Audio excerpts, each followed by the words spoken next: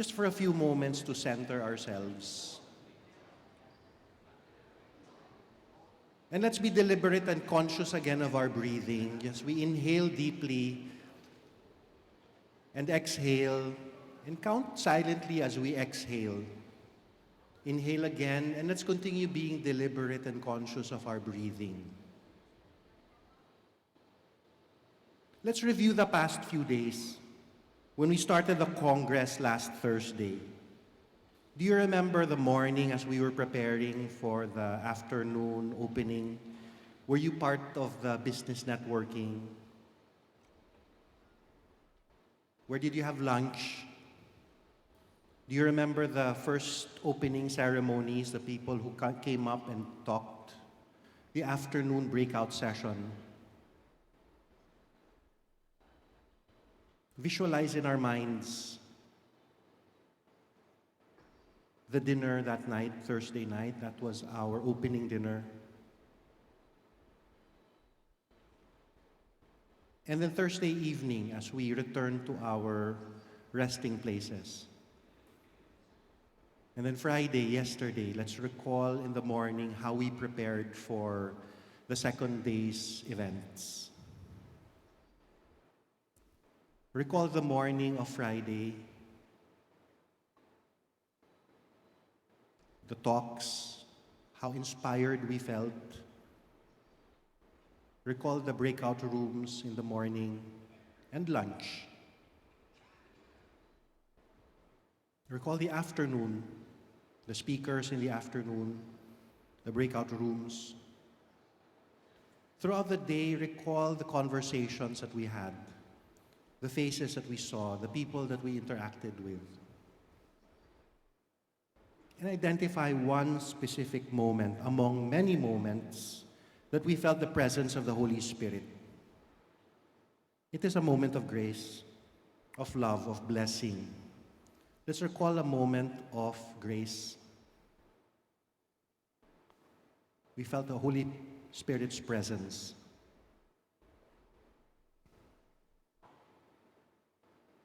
And let's feel gratitude in our hearts as we recall that moment. Was it meeting an old friend, having a good conversation, feeling inspired for something someone said that was brilliant?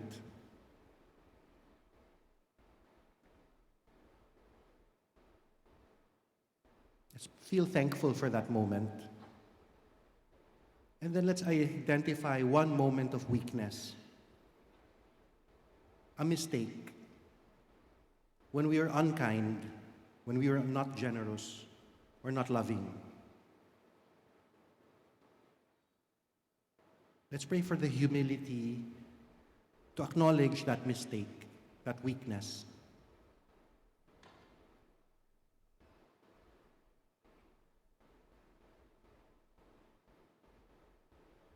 Recall if I made someone feel bad, if I said unkind words, if I was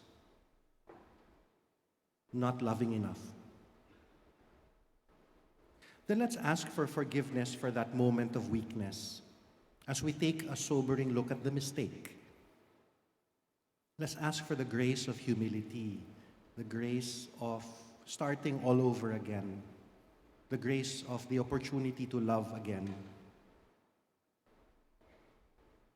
As we move forward to this day, this morning,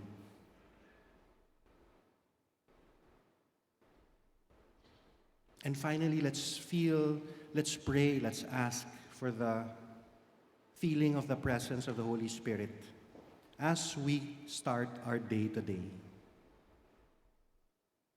That we feel more grace, that we feel the presence of the Holy Spirit, that we feel more, that we're granted more blessings. Let's return to our breathing. Just be conscious again of inhaling deeply and exhaling very quietly, very slowly. In the deepest parts of our hearts, we say thank you for being here this morning, this Saturday morning, October 26, in this room, in this hotel, with our friends at UNIAPAC. Can I invite you to open your eyes and then look around you again? Could you please kindly say good morning to the people around you? Good morning. Good morning, everyone. Good morning.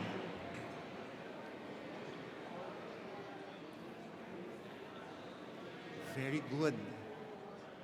It's our last day together, so can you make it extra enthusiastic? Good morning.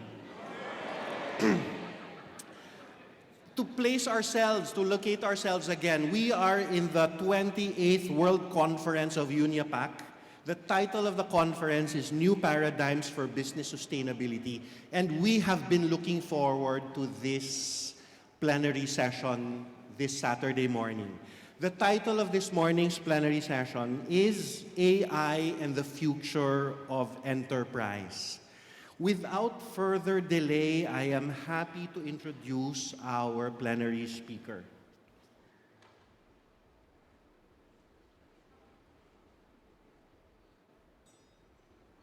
Nikos Acuña is an author, researcher, entrepreneur, and speaker.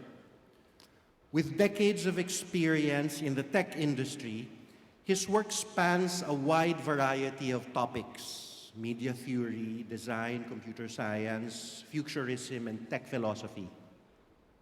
Nikos is the co-founder of Dial-In, a new super app and media platform that is reimagining the web. He is also the co-founder of Lyrical, an AI-powered semantic engine and an innovation lab for building AI systems of the future. Nikos also drives AI commercialization initiatives for Domo, a data experience platform. Prior to Dial-In and Lyrical, Nikos pioneered advanced machine learning products at Rocket Fuel as Director of Innovation through its IPO in 2013. The acquisition of X+1 in 2014, Sysmex's acquisition of Rocket Fuel in 2017, and its sale to Amazon in 2019, with GTMs that drove over $100 million in revenues. He became the managing director of Rocket Fuel Institute, the company's AI innovation lab, where his passion as a researcher crystallized into his ethos on data sovereignty and leveraging technology transformation as a means for prosperity. He is the author of over a dozen research papers on AI and cross-industry data transformation. He has written several books, including Mindshare, which received Forward Magazine's Book of the Year Award and the USA Best Book Award. Ladies and gentlemen, we're so looking forward to the plenary speaker. Let's give a warm round of applause for Nikos Acuña.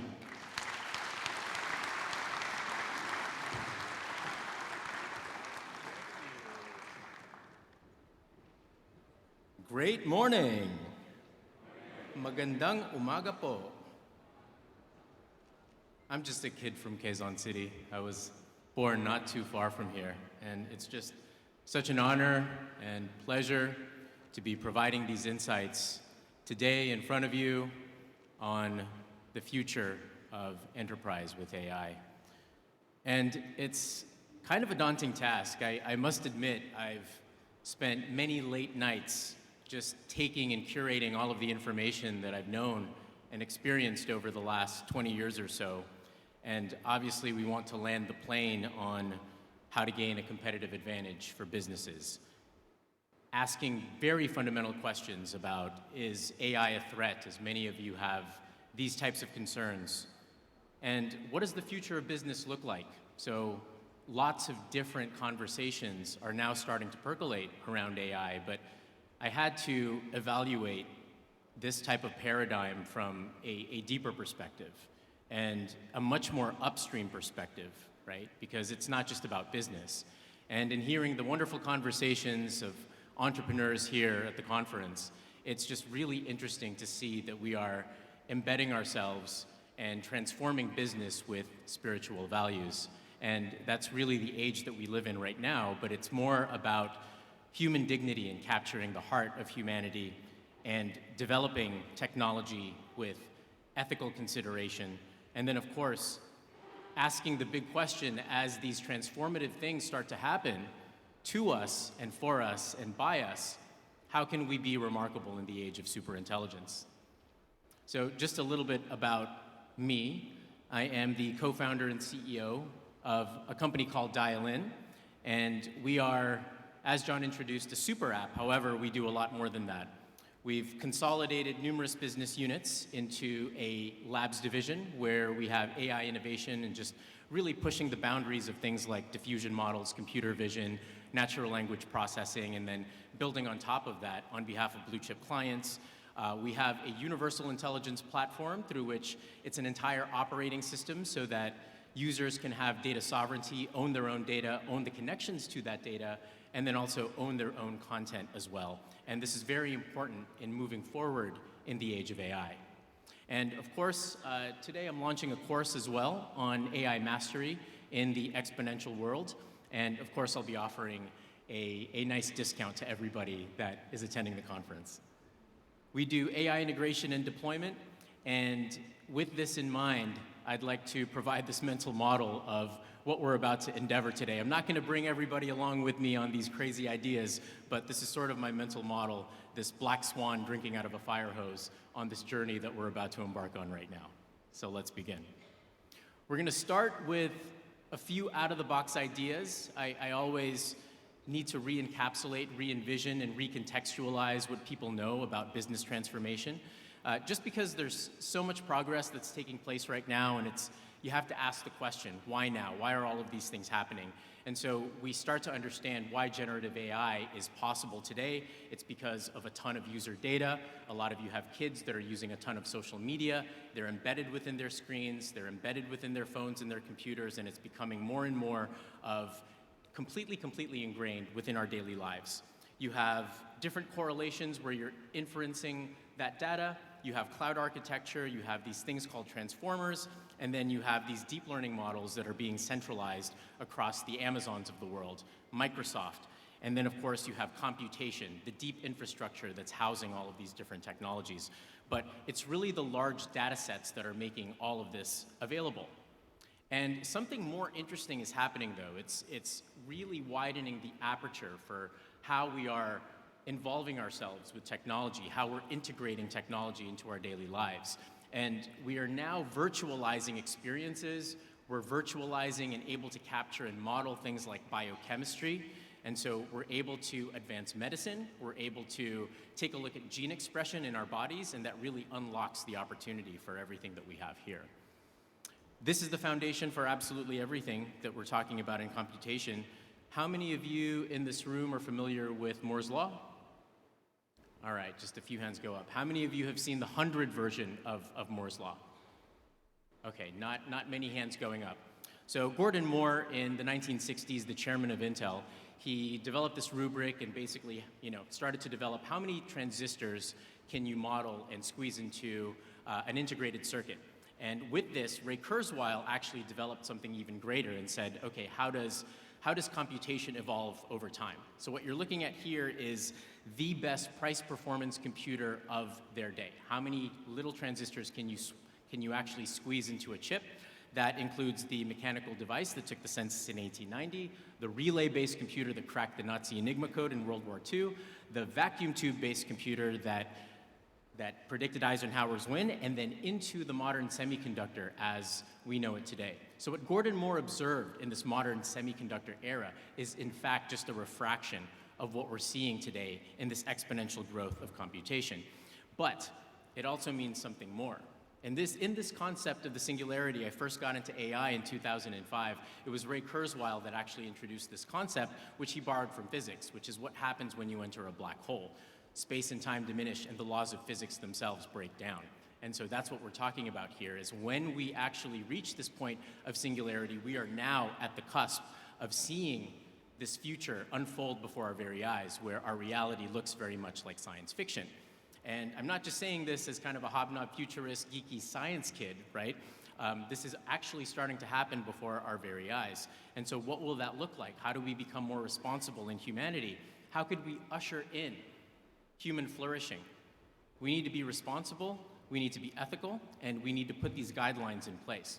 One particular example was with Brian Johnson. He is a serial entrepreneur. Some of you may know him as the CEO, co-founder of a company called Braintree. They acquired Venmo and then sold it off to PayPal in, I believe it was 2013 or so. And he had a dark night of the soul after making $800 million or so. He actually had a very dark night of the soul and wondered what he was doing with his life. He was overweight. He had just been going through a divorce. He had left the Mormon church. And he came up with this rubric, don't die, which is very powerful in the age of superintelligence because you can reframe this in a way that says, okay, let's all get behind here. Now, some of you may have a problem with this, with humans trying to achieve immortality and longevity, but he truly believes that he can live forever. Now, having gone to his conference and being a self-proclaimed biohacker and wanting to understand my gene expression, doing cold plunges, data is now changing the rules of the entire game. And he asked this fundamental question: what is AI today if we were to recontextualize it in the same way when we discovered something like cholera, or cholera was living in the water and it was disseminating across individuals? And what happens if you do something very arbitrary, like washing your hands? If a doctor were to wash their hands before delivering a birth, what would happen? Well, you would probably cut mortality rates by about 90%, right? And so these changes in DNA, these changes in the tapestry and the aperture of what it means to be human is now embedded with software. And this put me down a very deep rabbit hole, which is super interesting. And so I have to talk about Pierre Teilhard de Chardin. As many of you know, he was a Jesuit priest, but he was also a paleontologist. And what he wanted to do was bring about a convergence and to reconcile science and religion. And he was shunned by the Catholic Church, shunned by the Vatican, because his insights were just very, very provocative with a sense of futurism, right? But he was talking about these big ideas like collective intelligence, mind and matter being unlocked. But it's also about the epochs of humanity that we're now starting to look at from the perspective of these macro-scale innovations. And what are we? We are just a blip, a tiny blip in the moment of history, but we're now starting to evolve into superhumans, as he would call it, right? So bringing together what he calls the omega point and the singularity, there are some very, very interesting connotations here, right?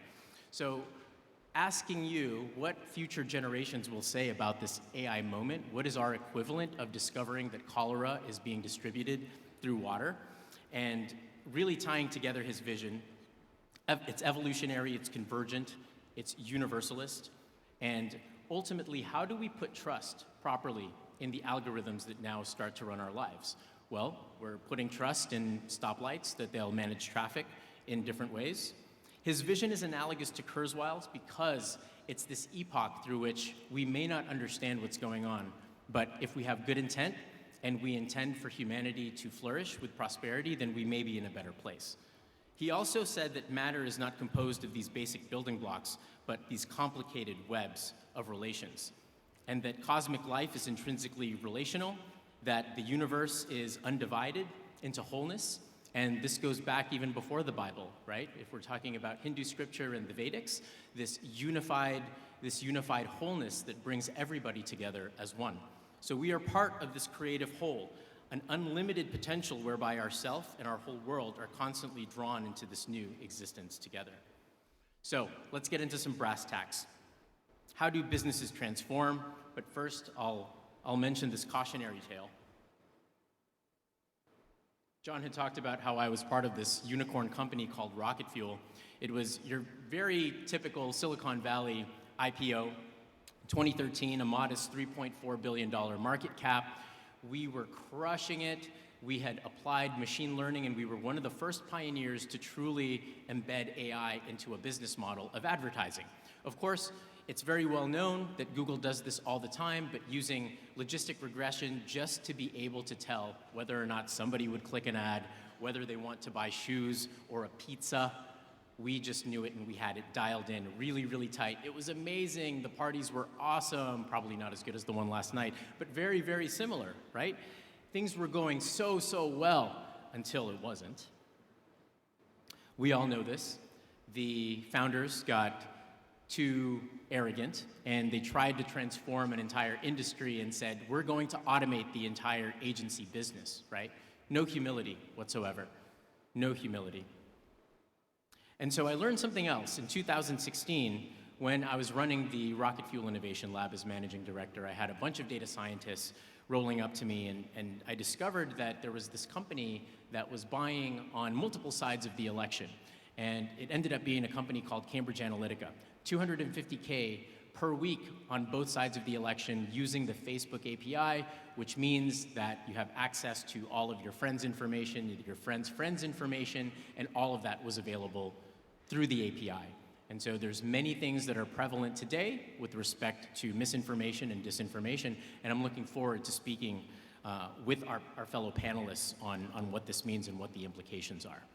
If I could take away something from all of that experience, though, and ushering in what is required of being in the age of superintelligence and preparing yourselves and your children and your children's children of the age of superintelligence, I would attribute it to entrepreneurship, productization, futurism, and technology. In entrepreneurship, you need to have some grit, versatility, and learning there. You have to be interested in solving the world's biggest challenges, and you need to be very, very audacious in doing so, right? What are the moonshot things? Can you think bigger about what problems you want to solve? Productization, being able to understand how products turn into engineering skill sets and how engineering turned into product skill sets. Being reciprocal about that is very, very important. And then, of course, examining all of the ways that the future can unfold and integrating sci-fi, imagination, having a divergent strategy, and being very, very astute when it comes to incorporating lots of different aspects. Now, AI foundations. I talked about the why now, but there's a problem that is occurring with big tech because big tech owns most of the data. Big tech platforms have transformed the entire world and is making things very, very convenient for us. Everything is just one click away on Amazon. However, it's turning into a travesty because of behavior modification. We all know about TikTok, Instagram, the recommendation engines that are very, very convenient for us and that are amazing to use, but how is this data being centralized? It's being centralized within 5, maybe 6 or 7 different companies, and that is becoming the asset of the future. So if I could imbue you with one thing, it's that data is becoming currency, data is becoming labor, and we need to rethink what that means in the future. LLMs are now becoming super interesting. By show of hands, how many people here use ChatGPT? Okay, not bad, not bad. How many of you here, keep your hands up, if you are using ChatGPT every single day? Okay, hands starting to go down. How many of you are using ChatGPT every day and then using it for more technical tasks and things like that? Okay, not too many, not too many. ChatGPT is changing the world, but it is part of a larger family of these iterative algorithms that are now changing computation, changing infrastructure, and the very businesses that we have, right? And so if I were to take this slide and basically take all of the knowledge that I've learned over the last 20 years in AI, there's this family of algorithms, starting with artificial intelligence that's still really difficult to define. But what you're talking about here is just the ability to sense, the ability to think, and the ability to act. But these are computers doing the thinking and the acting, and you have to actually put it in ones and zeros for them to be able to understand. So the vertical line on the left side there, for a computer to be sentient, we still don't know what that means. And then on the lower axis, you have inanimate objects that can't really do much sensing or thinking or acting. And then you have narrow and general intelligence. Narrow meaning it could solve a very specific task, something very niche, like a predictive algorithm for how much marketing dollars you should put into a campaign, to more general. I can take this chess algorithm and I can teach it to play Go, and then I can teach it to ride a bike, and then I can teach it the difference between the faces that I see here versus objects that I see here. And then underneath that, you have machine learnings, which is basically instructing computers to do things without explicitly programming them what to do. And that's very important for the entire bolus of what machine learning is. And then we'll get into deep learning now, which is essentially your brain has these things called neurons that light up every time that it recognizes something, right? And whenever you recognize a mic or a speaker or a chair, there's something in your brain that lights up as a combination of these neural networks that are now tied together, right? So take, for instance, this Margot Robbie neuron. You have an input variable and some output variables, and what you're doing is you pass some form of input. Call it like a pixel map from a camera, and so what these neurons are doing, it's lighting up based on which area, based on which specific category it's identifying. It could be a nose, it could be a pair of eyes, it could be a letter, and then it's lighting up based on the weights that are attached to each of these nodes. Again, each node functions after a neuron. It has like a little sigmoid function or a nonlinear transfer function for you algebra junkies, and that's how it's represented in computation systems. And what is it doing? It's searching, classifying, generating new images. It's extracting from big data sets, and it's able to do so at breaknecking pace, right? It's being able to summarize. You can rewrite text. You can now write in Shakespeare. It can generate poems. It could write Eminem lyrics, you name it. We don't have to get super techie here, but how do LLMs work?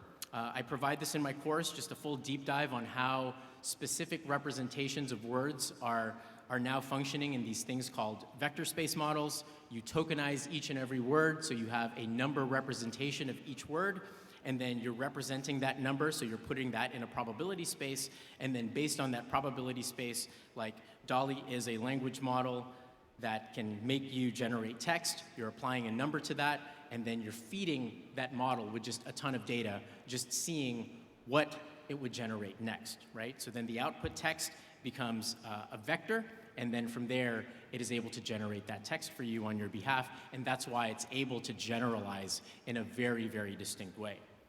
There's some challenges in getting businesses to extract a ton of value from generative AI.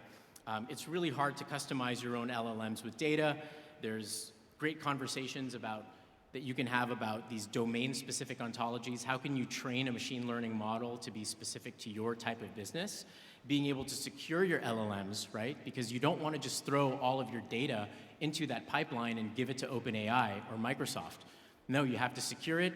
Your data needs to be completely encrypted, both at rest and in motion, and you need to localize it. So you need the infrastructure to be able to do this. And you need to deploy LLMs without new infrastructure to generate these high-quality answers. You need full data governance. You need to maintain flexibility. And of course, the time to value is really hard for these, but now we're seeing these iteration cycles happen at a much shorter pace, given what you can do with things like O1 Preview with ChatGPT, right? This is interesting because this solution architecture has existed for the last 10 years.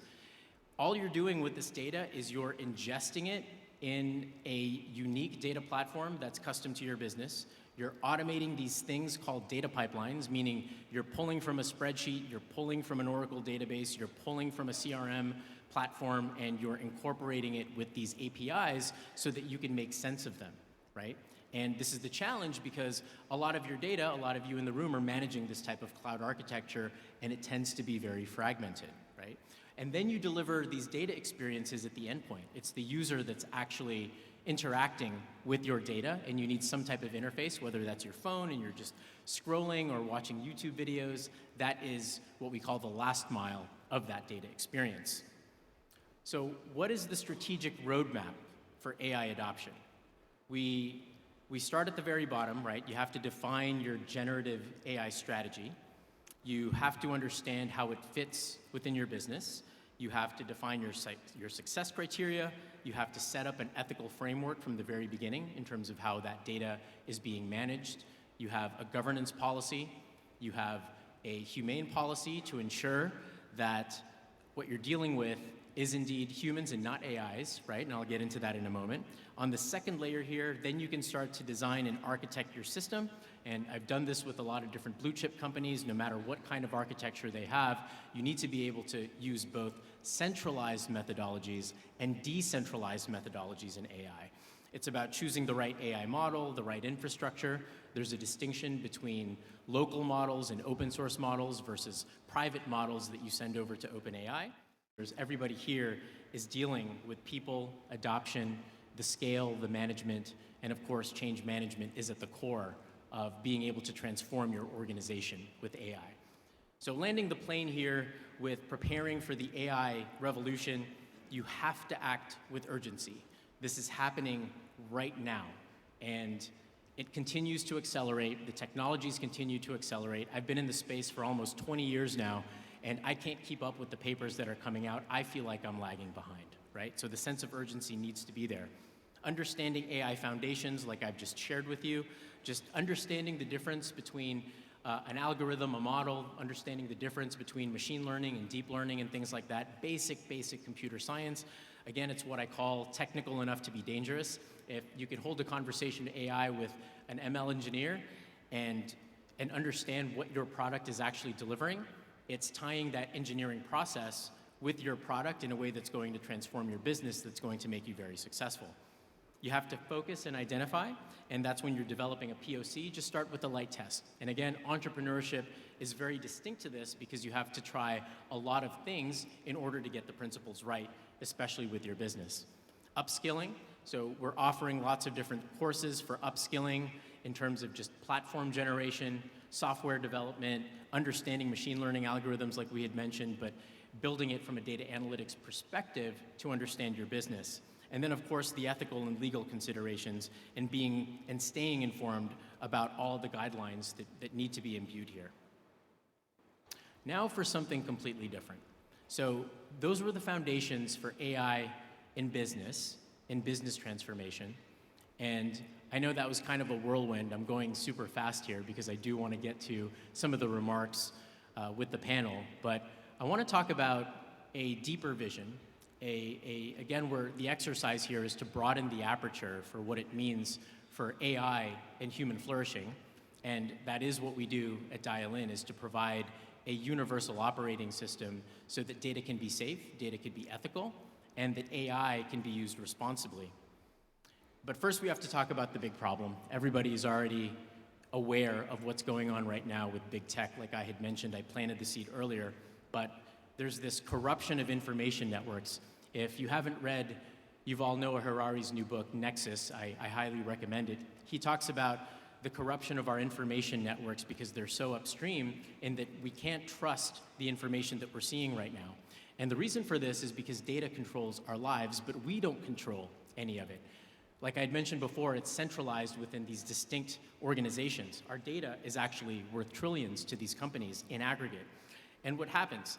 Data comes in the form of keywords, but we don't own it. This has cascading effects, ripple effects in mental health, data AI ethics, and privacy. Think about how many hashtags you've created alone, how many different places that you've clicked through on your web journeys, right? And what's happening in social media, and the reason for all of these things, the decline in mental health, body dysmorphia, eating disorders, polarization, invasive surveillance, behavior modification, device addiction, data extraction, and these privacy violations is leading to anxiety, but also aggregate social unrest. Because we can't trust our information, but even deeper than that, we can't have a conversation with ourselves anymore. We can't have conversations with other nations, let alone opposing parties, because everybody is so hard-grained into their own mentality, and that just really needs to be changed. So people online have lost their sense of dignity, acceptance of reality, and a genuine connection to one another. And this is really the warning that I'm imbuing from the US all over the globe, right? Because we're about to approach an election. I'd like to say that we need to be unified in how we're thinking about things and be aware of the other side always. But there's something interesting going on. There's something else going on with the polarization of these media tools, right? Why is it only binary? Why is it that everything has to be left or right, good or bad, red or blue? Why do we have to imbue every single conversation with something that's so rigid? Why can't we understand some nuance? Why can't we elevate the discussion into something better? And so we've developed this AI framework in our research lab. This is a very arbitrary example just for simplification purposes. But in order to get to this Teilhard de Chardin vision of collective intelligence, you need to start with these foundational elements in data sovereignty, integrity in data, and transparency. How are you utilizing that data? And if you're manipulating it, say you're manipulating it. If you're using an AI, what are you using it for? If it's your data, my data, just be and express how that data is utilized. And it starts with very simple rubrics here, right? If you're generating something, a document or a photo, just be transparent about it. Say you're using an AI, right? And that should be very first and foremost in utilizing these technologies is being very forthright about whether or not you are an AI, because chatbots are going to become very, very prevalent, right? Did you use translation? Did you use this for subtitling? Just be transparent about it from the very beginning. What are you doing with my data? Do I have control? Do I have control over what you're doing with my data? Do I have opt-out policies? GDPR, CCPA, yes, those are Band-Aid fixes for giving people and instrumentalizing some of those things, but how many times have you just accepted cookies, accepted cookies, accepted cookies? It's just so convoluted and fragmented, it needs to be centralized. You need to bring that back from a user perspective. So who is accountable? Who is accountable within your organization? Who is leading the charge for these data ethics frameworks? Do you have a chief privacy officer, for instance? And what about the big tech companies? Should they be responsible? Should they be responsible for you getting canceled on social media or being doxxed or having your profile removed? Who is accountable for all of those things? And what control do you have as a user? I'll get into this abundance pyramid just because this is a nice framework for, again, being able to be instrumental about the Teilhard de Chardin vision on collective intelligence. And we look at this from, Maslow's hierarchy, but we're essentially looking at the triangulation between work, health, and our relationships. The very first is foundations, right? If I can't eat and I don't have water and shelter, that's first and foremost going to be my priority. My relationships and my personal security, that exists on another layer. And then, of course, as we progress on this hierarchy, can I ask for something more? Can I ask for something more than just what I want to do on a day-to-day basis? Like, what are these spiritual connotations, self-actualization?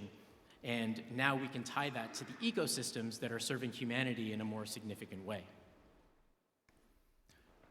So when we look at the anatomy of human flourishing, these are the models that we're talking about in the future. This is where I want to land the plane, because these are the specific guidelines to create new businesses that are sustainable, that are driving human flourishing, and these are the types of businesses that are taking into consideration people's data, because your data is your DNA. It's more than just a commodity. It is an extension of yourself, right? So being able to illustrate and codify complex emotions or attributes for every single user. What am I doing? How am I doing it? What are my likes? What are my preferences? You have to be able to train AI models with my preferences.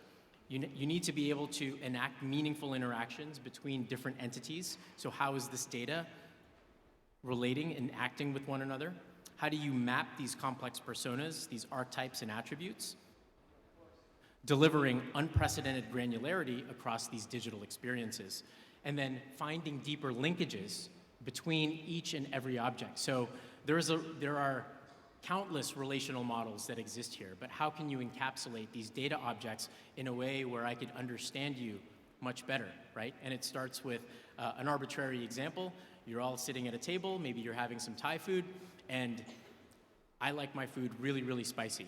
But my mom, who's sitting over there, may not like as much spicy food. So spicy to me may not be spicy to her. This duck curry, we both love duck. This duck is at a 3 of spice. So to her, maybe it's a 7.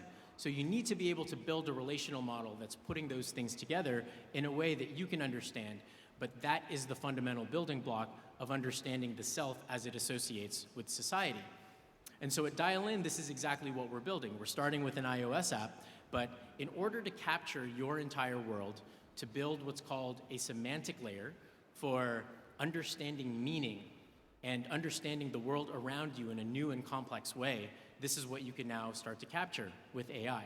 And that's what we've done with Dial In. You can capture your restaurants, you can decide what kind of music you like, you can decide that you either like a wine list or the hostess or the carpet at a restaurant, right? These are no longer arbitrary examples. You can dial into your specific needs and your preferences, and that is what you need to train your AI agent on. And that's what the software for a new society needs to imbue, right? What are these relational points that are going to drive economic prosperity? And what can we do to enable harmonization of self and society to provide these hyper efficiencies, to deliver human prosperity? In the self, now we're tying this back to the pyramid and our hierarchy of needs. How can I be more fulfilled when I can dial in on what I love the most? How can I be Nikos at a 10 out of 10 every single day, not just through my cold plunges and what I put in my body and my health? What are my preferences? What are my consent attributes?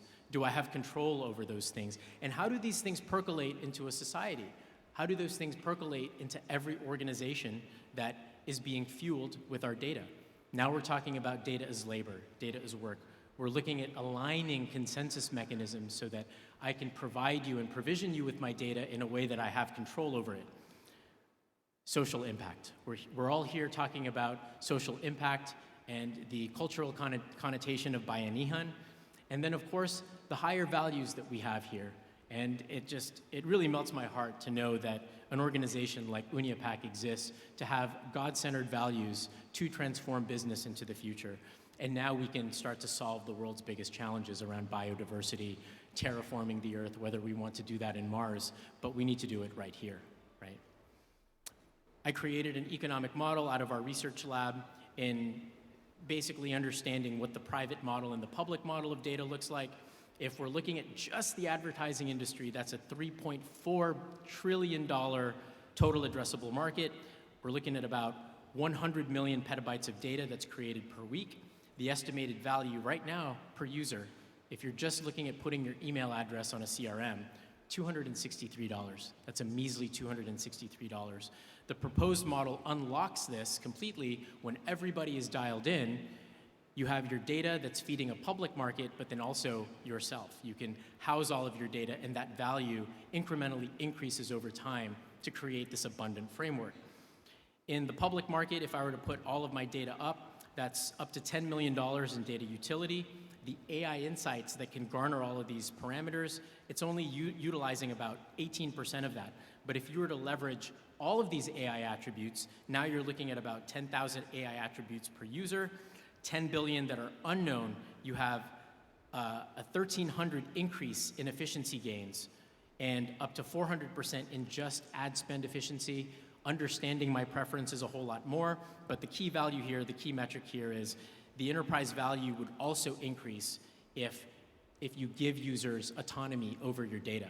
And it could be anywhere from 100K to 200K per year in this new commercial model for data.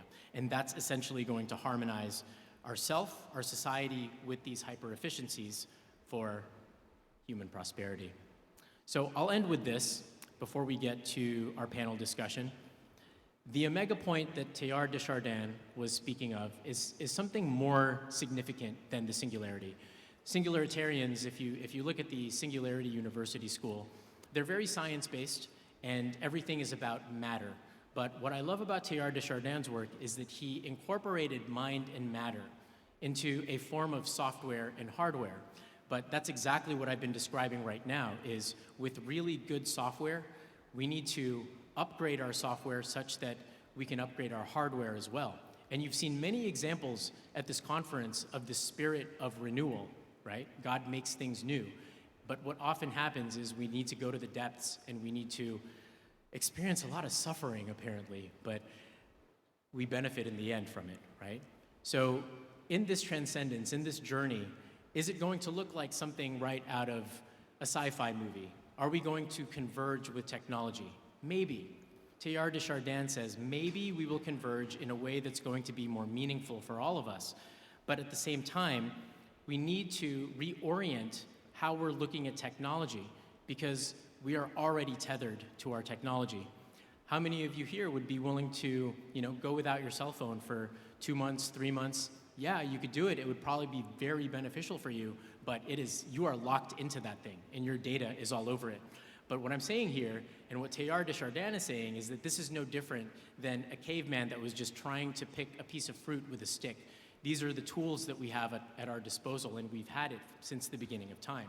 And it's no different. It is a refraction of what we're seeing in Moore's Law, what we're seeing in exponential change, but that is exactly where we are as a species, which is why we have to broaden the aperture and look at where we are. And this is much deeper. This is a cosmologic cycle, right?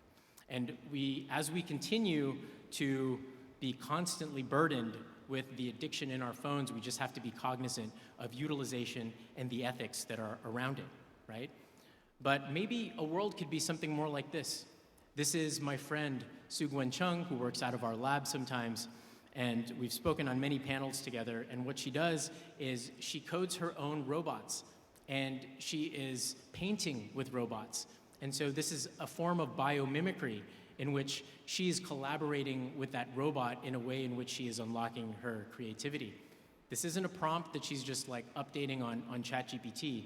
This is something incredibly meaningful, and it's making her life meaningful because that AI becomes her partner, her collaborator. And that's exactly the world that we're talking about here with generative AI. We can now start to broaden the aperture to look at changing hardware because there's this reciprocal motion that's taking place between understanding in a virtual environment and putting things into software in a way that you can model them, and you could now start to create new forms and expressing genes in such a way that we're going to unlock longevity and meaning in our lives in so much more significant ways. And again, I speak with such passion here because I really feel like we're at an all hands on deck type of moment here where we need to just get together and just unify ourselves because it's gonna get crazy, it's gonna get out of control. So if we want something like this, if we want this vision for our children in which our children are going to collaborate with robots in more meaningful ways and they're going to be their best friends, we need to broaden the aperture in a way to look at what we have as a species, as a unified species, so that we can flourish in humanity. And AI reveals something much deeper about new models in the future, right? It reveals our place in the universe. Thinking these business models to re-envision our relationship with technology, and just consider the fact maybe we are already cyborgs. Not that I want to upload my cognition into my mobile phone or anything, but at some level it's kind of already there. And again, our success will be determined by our capacity to converge and unify, and we're already part of this creative whole of unlimited potential here, whereby ourselves and our world are constantly drawn into existence together. And I have to end with this. Christ is the omega point itself. In his third nature is the prime mover of the evolving universe. So there is a design intelligence there that Teilhard de Chardin was speaking of. He's not saying that this is the singularity point. He's saying that this very nature is embedded in everything that we do. And with Jesus emerges a new structure of existence, a new type of consciousness. And so what does this mean for all of us? I'm not advocating for the singularity, that this is indeed the second coming, but as Teilhard de Chardin expressed, this is already embedded in everything that we do. God already exists in everything that we do. And I'll end with his quote. He said, "We are not human beings experiencing the world with spirituality. We are spiritual beings having a human experience." And I'll end it with that. Thank you very much.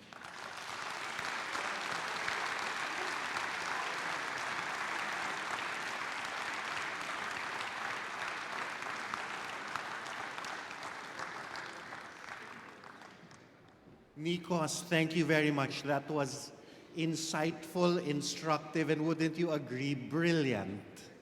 Congratulations. We're looking forward to the panel discussion. So without any more delay, to begin our plenary discussion, I am happy to invite the moderator of the fourth and final plenary session, Patrice Juah. I would like to invite her to come to the stage as I read her bio note. Yes, please give her a warm round of applause. Thank you. Ms. Patrice Juah is an international affairs and communications professional working globally to advance girls' education, socio-emotional learning, youth development, and women's leadership. A published author, award-winning poet, and educator, she is the founder of the Martha Juah Educational Foundation. Patrice is an executive committee member of Karanga, the Global Alliance for Social Emotional Learning and Life Skills. She is a visiting professor of global civil rights at the Council on International Educational Exchange Madrid Open Campus and an adjunct professor at IE University in Madrid, Spain. She holds a master's degree in international relations from the IE School of Politics, Economics, and Global Affairs at IE University in Madrid. Ladies and gentlemen, once again, can we give a round of applause for Patrice? She has the task of moderating 4 panel reactors for our session this morning. I would like to invite our first panel reactor, Sister Alessandra Smerilli, to come to the stage to join us here. I will read Sister Alessandra's bio note as she joins us. Sister Alessandra Smerilli became a nun of the Daughters of Mary, Help of Christians in 1997 after theological formation at the Pontifical Lateran University in Rome. She earned a doctorate in political economy from Rome's La Sapienza University and a PhD in economics from East Anglia University in Norwich, England. She went on to become a professor of political economy at the Pontifical Faculty of Educational Sciences, Auxilium in Rome, and since 2019, she has been a Vatican State Counselor and consultant to the General Secretariat for the Synod. In 2022, she was appointed Secretary of the Dicastery for Promoting Integral Human Development. Ladies and gentlemen, let's give a round of applause for Sister Alessandra. Thank you. Our second panel reactor is Jose Rene Almendras. Could you come to join us on stage, Sir Rene? I will read Rene's bio note as he joins us here. Rene has a vast experience in both the private and public sectors. He currently serves as Senior Managing Director of Ayala Corporation and Group Head of Public Affairs. Previously, he was the President and CEO of AC Logistics Holdings Corporation. In 2011, the World Economic Forum recognized him and Manila Water Company as a sustainability champion. Also, while he was President and Chief Operating Officer of Manila Water Company, the company was recognized as one of the best managed companies in Asia, best in corporate governance, one of the greenest companies in the Philippines, and hailed as the world's most efficient water companies. Rene is also the incumbent 76th President of the Management Association of the Philippines. He is a board member of the Center for Family Ministries of the Ateneo and a board member of the Institute of Regional Security based in Deakin University in Canberra, Australia. Ladies and gentlemen, let's give a big hand for Rene.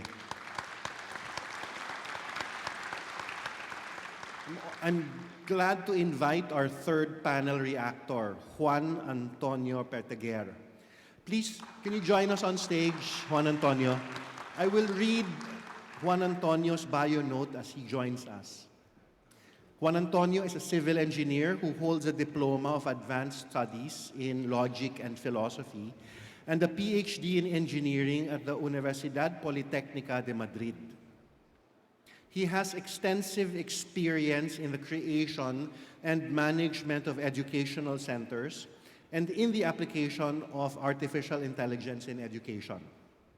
He is a promoter and director of Catholic educational centers both in Spain and in Latin America at all institutional levels, with centers that help people discover their talents, develop them, and put them at the service of others. He has been working on the application of the social doctrine of the Church in society, including neuroeducation and artificial intelligence. Ladies and gentlemen, please give a warm round of applause for Juan Antonio.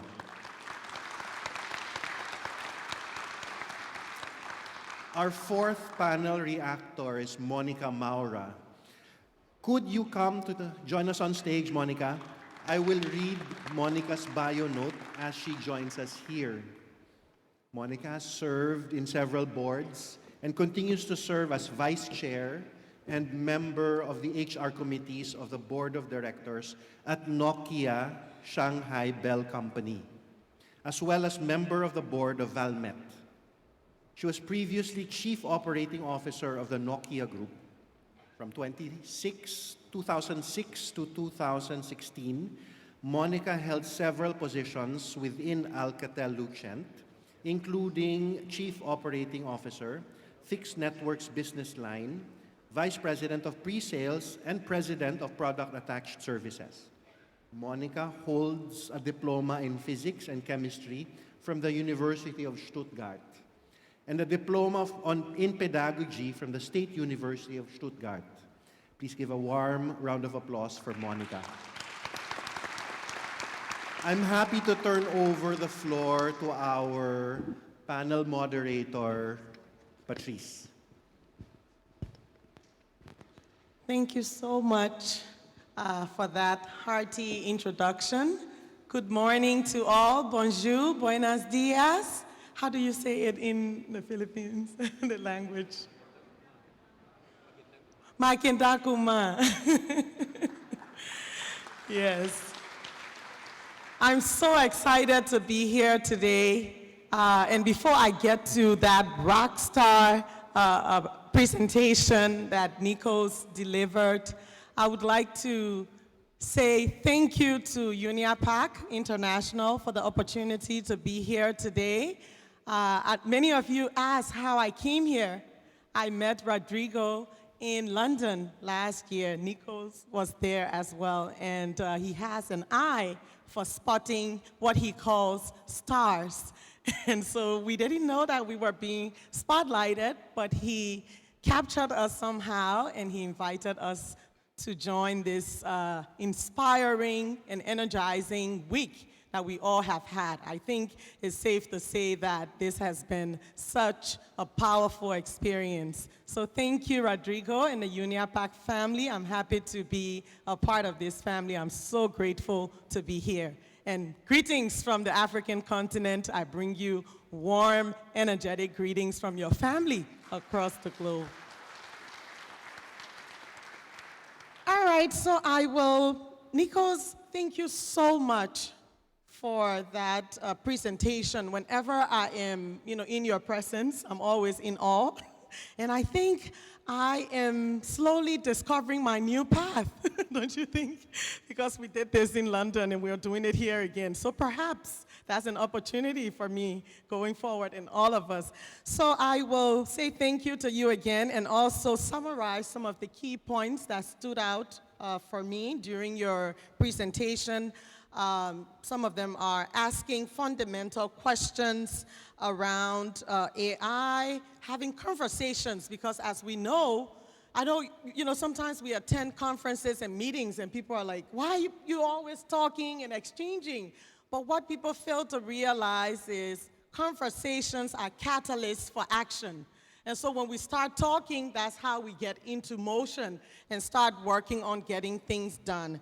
So he challenged us to have those conversations, ask the big questions, and be willing to take some weird turns. If you will look like a geek, or you will look crazy or out of place at at a point, you have to be willing to look weird and out of place. And we also need to be able to ask ourselves, why now? Okay, there were different moments in history, but we are in the middle of this AI revolution, and why now? Why are we at this point, and why is this becoming so urgent at this point? How are we integrating technology into our daily lives? As you know, we cannot escape it. I'm from the African continent, and we have been creating videos with AI, human AIs, in theater and all of that. So we cannot escape it. It's a part of our lives. And how do we integrate them also into our daily activities? And looking back to look ahead. He put the computing system in a spotlight. So that was his way of, challenging us to look back in order to look ahead as well. And the need to be ethical and responsible and put some guidelines in place. How did you all feel? Check in with yourselves, and we are going to keep those results. And at the end, we will see how you feel based on what he presented today. Let us hear from you, sister. How do you feel? How's your heart feeling right now? Well, first of all, thank you. I'm very happy to be here, although I'm not an expert on AI. And so my first thought is perhaps we need sometimes after this brilliant presentation, I feel I need sometimes doing the exercise we did at the beginning, saying, so how this is resonating with me, what are my fears, what are my joys, my dreams, and perhaps we don't have time to do that now, but I feel that in sometimes during this day, we need to do that. And having said that, I'm curious and I want to discover more. This is my feeling like right now.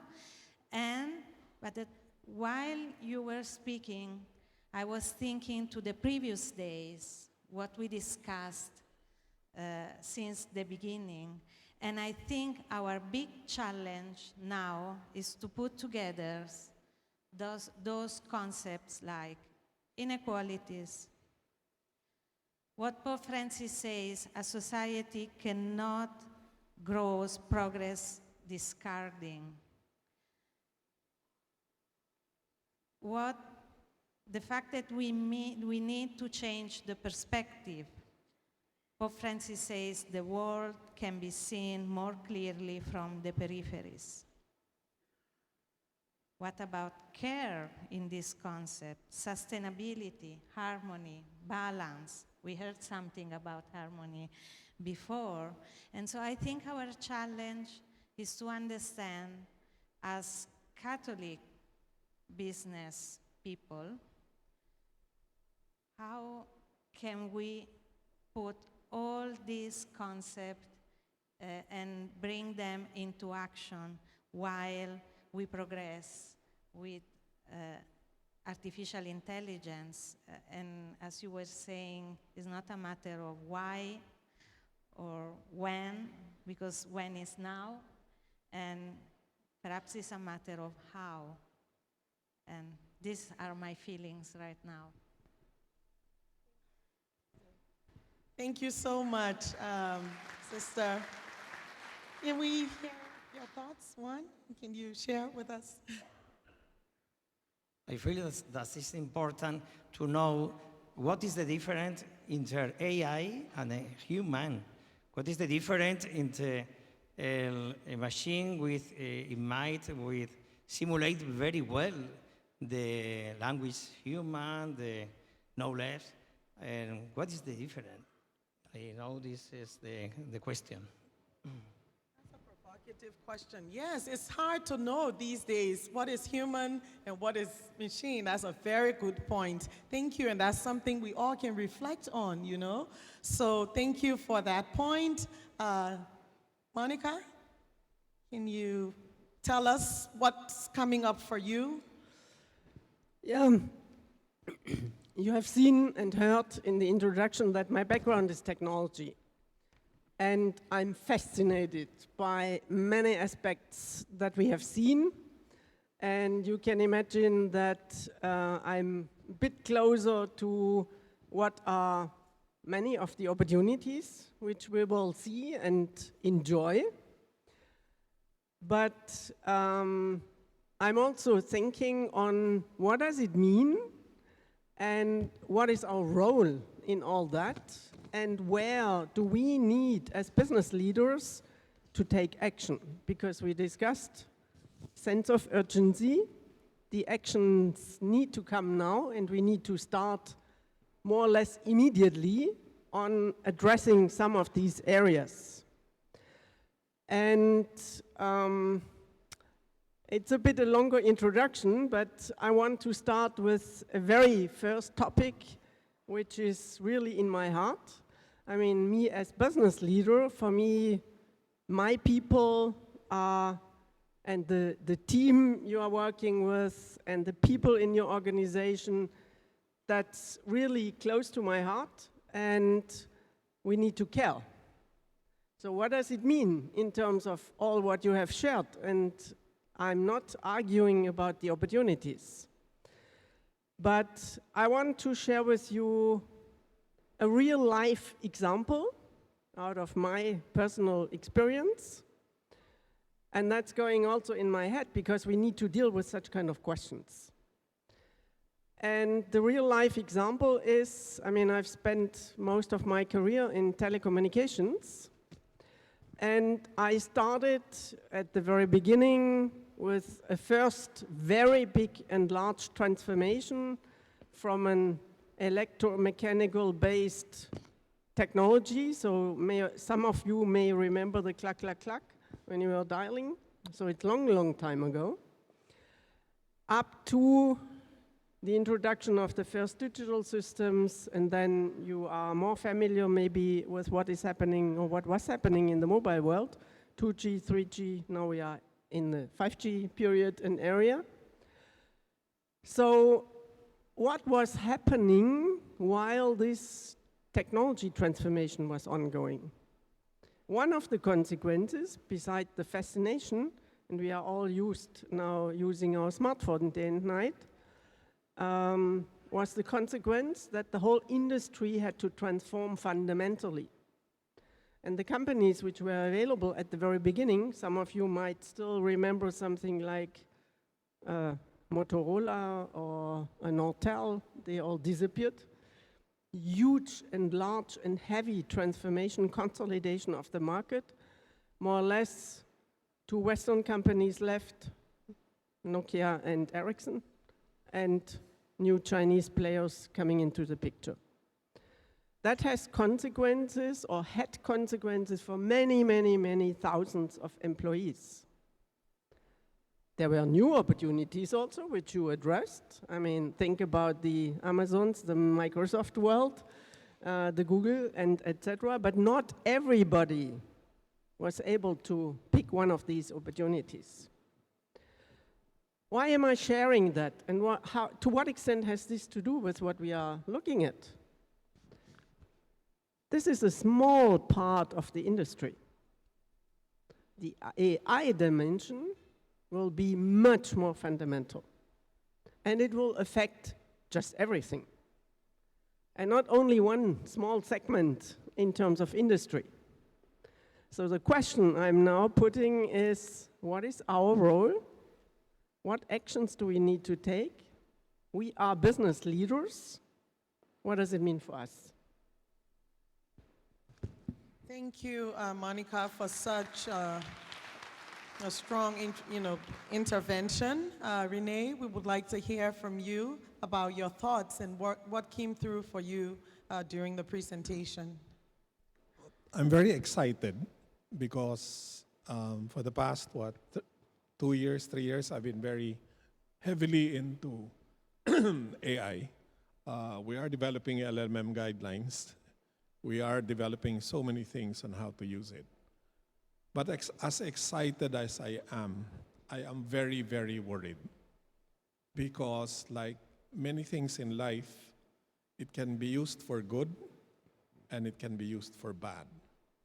And the Philippines has had some really difficult experience on technological platforms, social media, having been used in the wrong way that has actually resulted in maybe even deaths.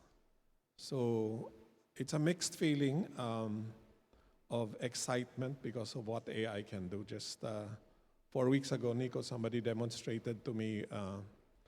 I was part of a group of about 20 people to which hologram AI was demonstrated, and how my picture can be converted into a hologram, and how the data about what I say the hologram can talk the way I do and even say things based on the profile that was taken of me. So you had a poster there, and why die? I asked the developer, if I do a few hours with this technology, then I will never die because my children can talk to me even when I'm buried 6 feet under the ground. And the answer was yes, because my persona could be left there. So that's really exciting. But then I can talk later when we talk about the evils that can be used and why I've spent since 2017 fighting fake news, lies. In the Philippines, we have so many fake things. We even have fake citizens now and so forth. So we have a role to play, and I'll talk about it later. I accepted this panel because I'm going to end with a challenge really to the business community, to the organizations, on how my fears on the dark side can be addressed. Thank you so much, Rene. Anything coming through for you, Nikos, as they're speaking? Would you like to come in and intervene? Yes, absolutely. Thank you so much. I want to keep this pretty short just because I want to give my, you've already heard my perspective on AI. I am a techno-optimist, and so there nearly isn't enough innovation. So I think the metric right now is for every dollar spent on AI safety and guardrails, you're spending $1,000 on building the technology, right? And so we just need to change the ratio at which we are putting these guidelines in place. And then of course the intent seems there, the awareness is there, and it starts in a room like this. So I'm very excited to work with each of you to discover new ways to do that.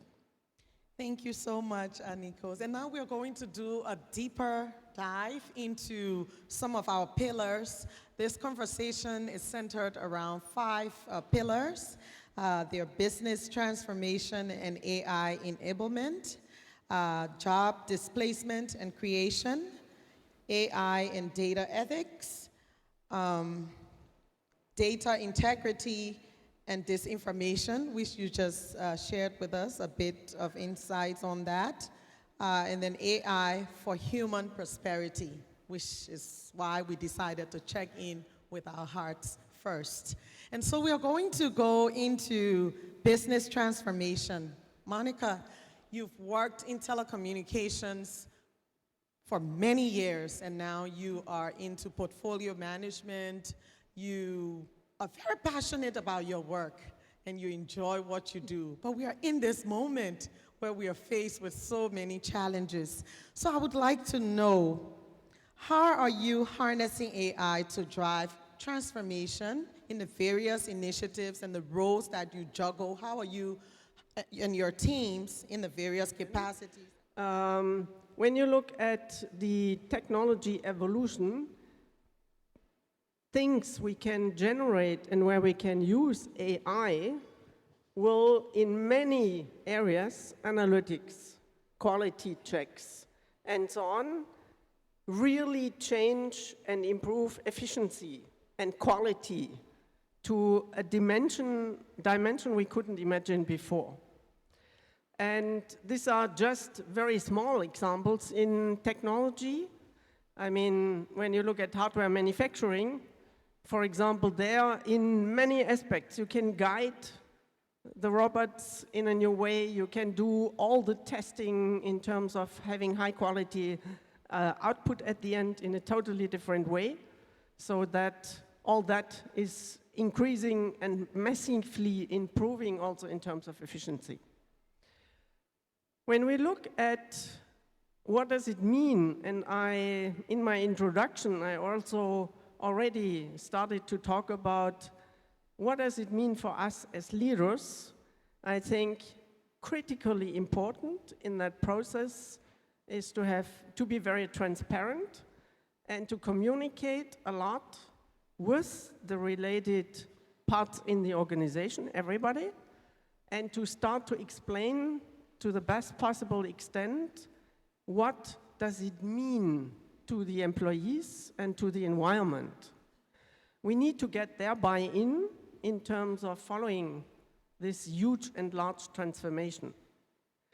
And the transformation is unbelievable and incredible because it affects everything, not only the industrial part, it will be everywhere, in the medical environment, in whatever, in the administration, hopefully, to change also the way we do things, which means it's a huge task to also guide the people in terms of what is a new place for them, and it's a large leadership responsibility also to think about how to manage the transformation, because, I mean, if at the end result we have a lot of people being unemployed, it's not the result we want to have.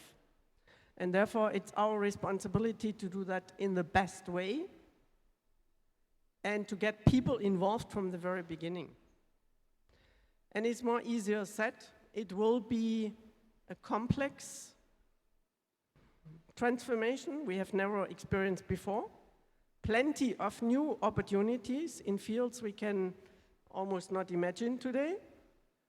So it's not only a threat, but it needs to be a very guided process. And I want to recall and repeat and stress transparency in the way we deal with that is, I think, one of the fundamentals we shouldn't overlook, or we cannot underestimate in terms of impact based on that. Thank you so much, Monika, for highlighting the importance of transparency, communications, and efficiency as we look to change and create an enabling environment for transformation utilizing AI in businesses. Does anyone want to comment on Monika's intervention? Okay, so Monika, thank you we will come back to you, but thank you so much for your contributions.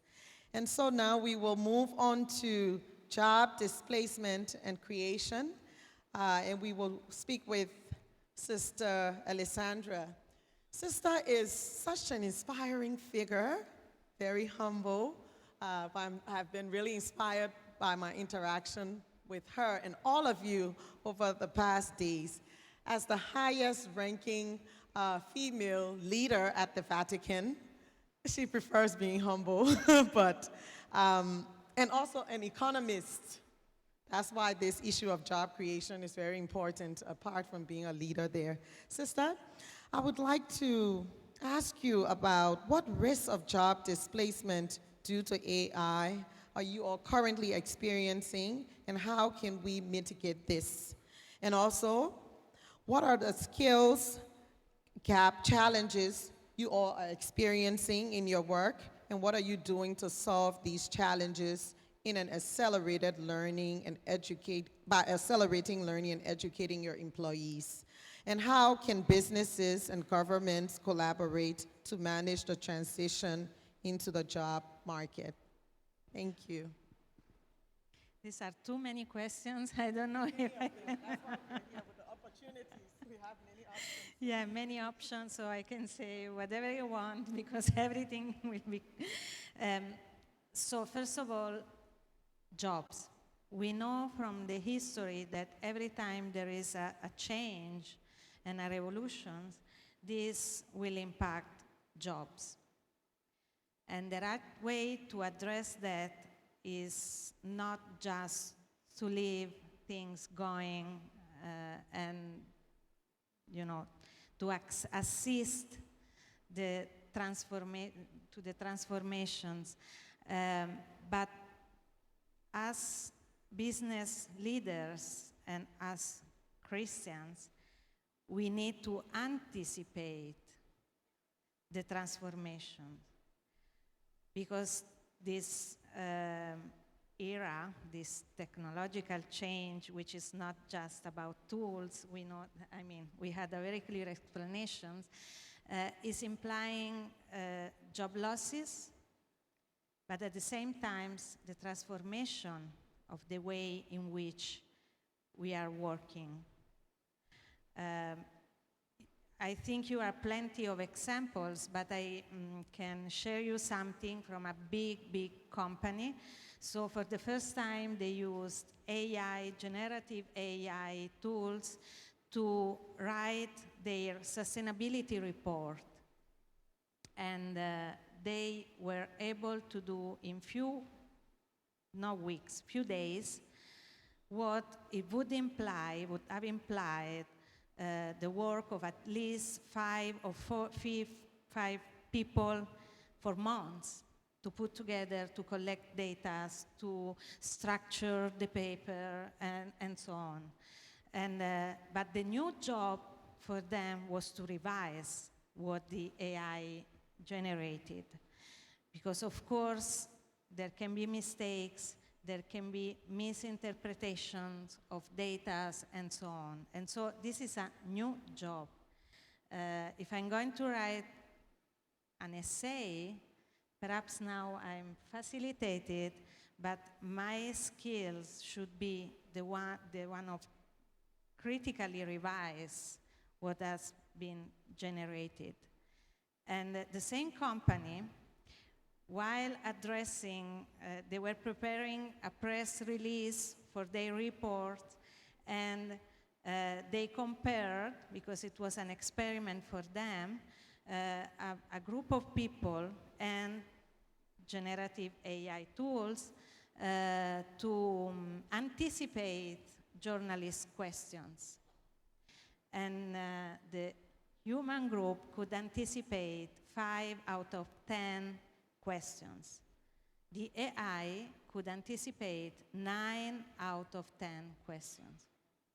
So this is fascinating, but this means that something is happening about jobs. And first of all, about training and retraining. I work in the Vatican.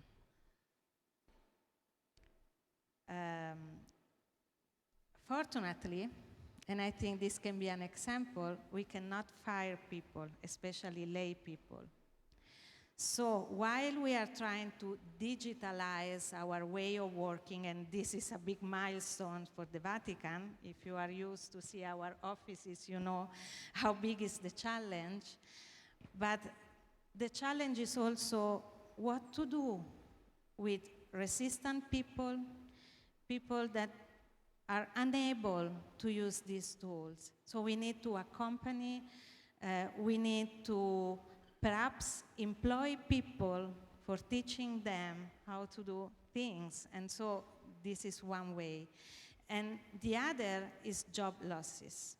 There is someone saying, there is an option that you can just, with the revenues of using these tools, just to let people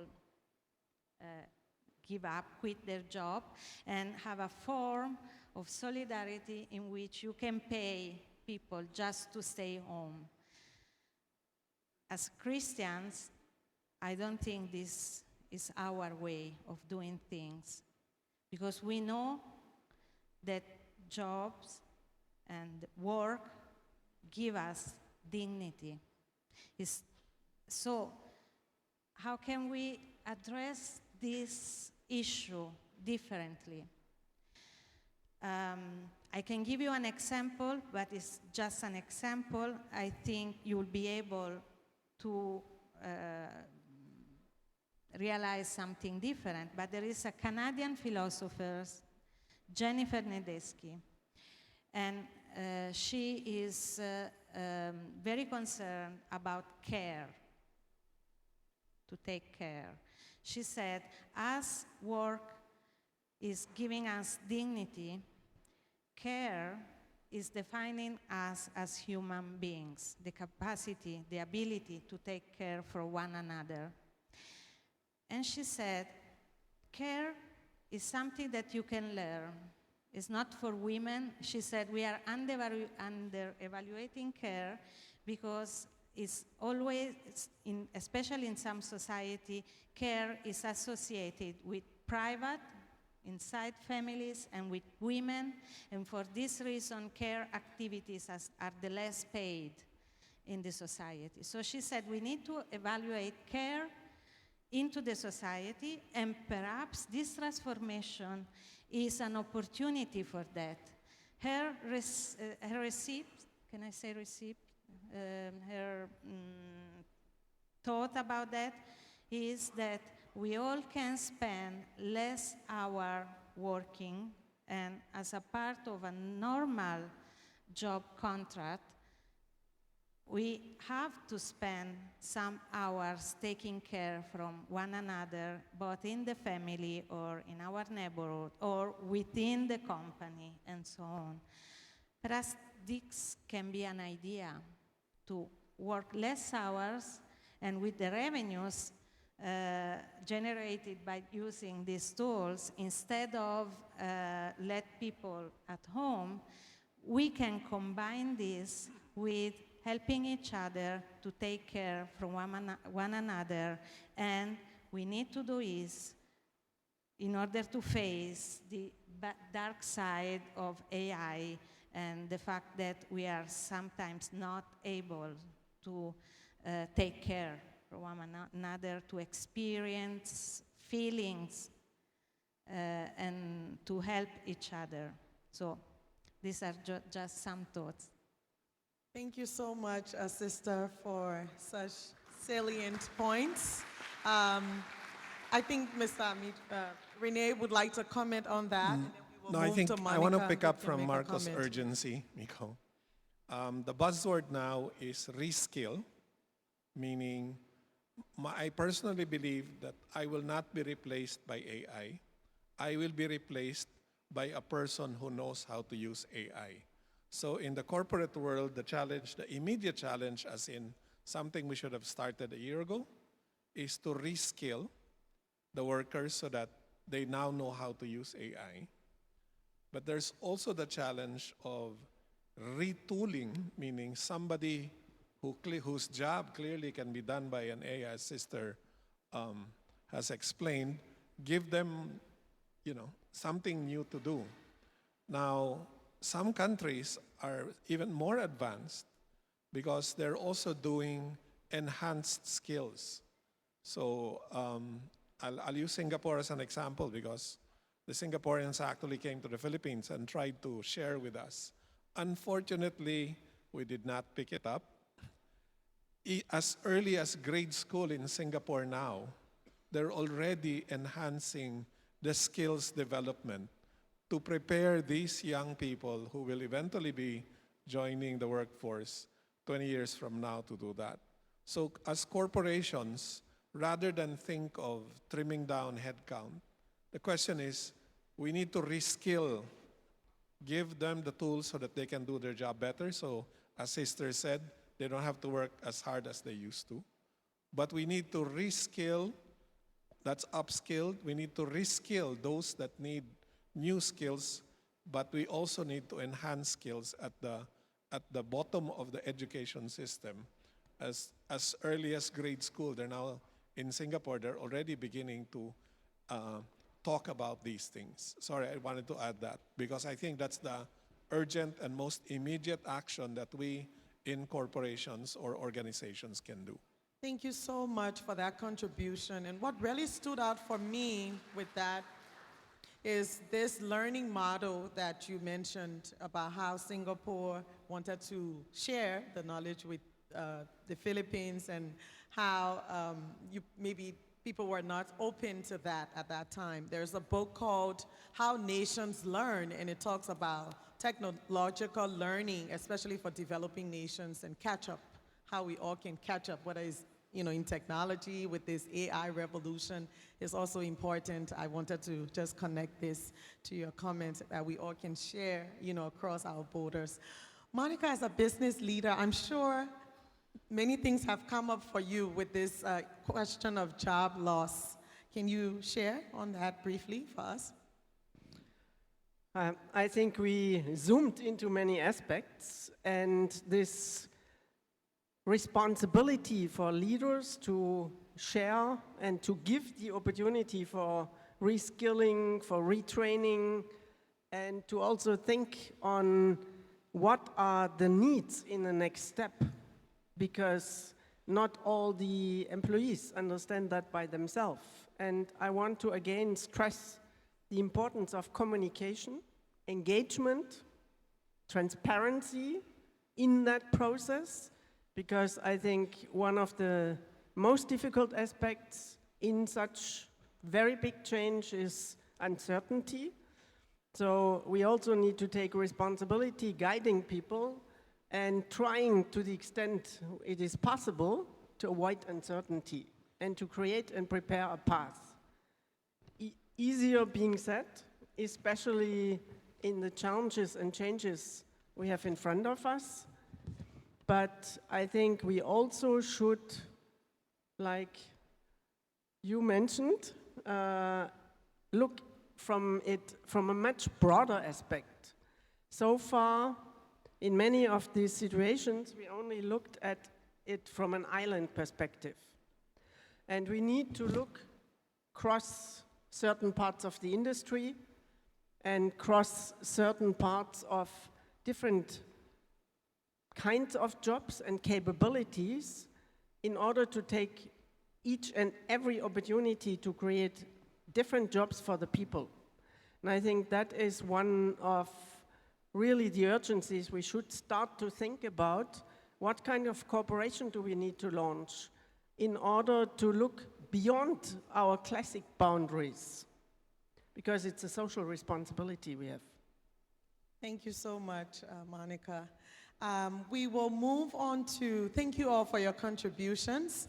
Yes, we will move on to Juan, who has prepared a small presentation for us to give us more context on his topic.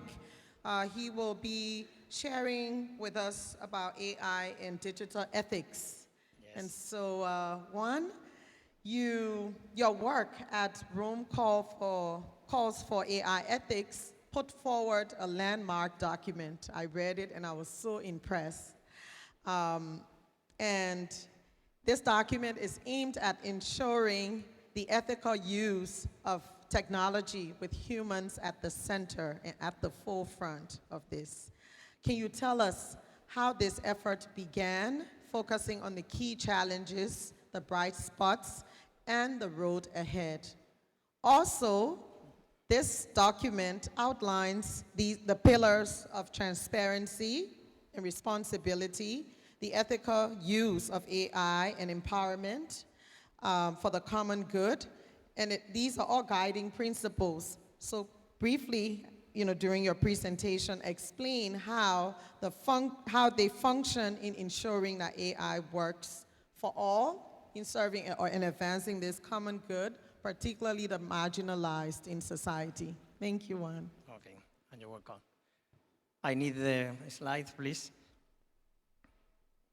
As Christian business leaders, we are called to not only to innovate, but to ensure that this innovation serves the greater good, respecting the dignity of every person and guided by our faith in God.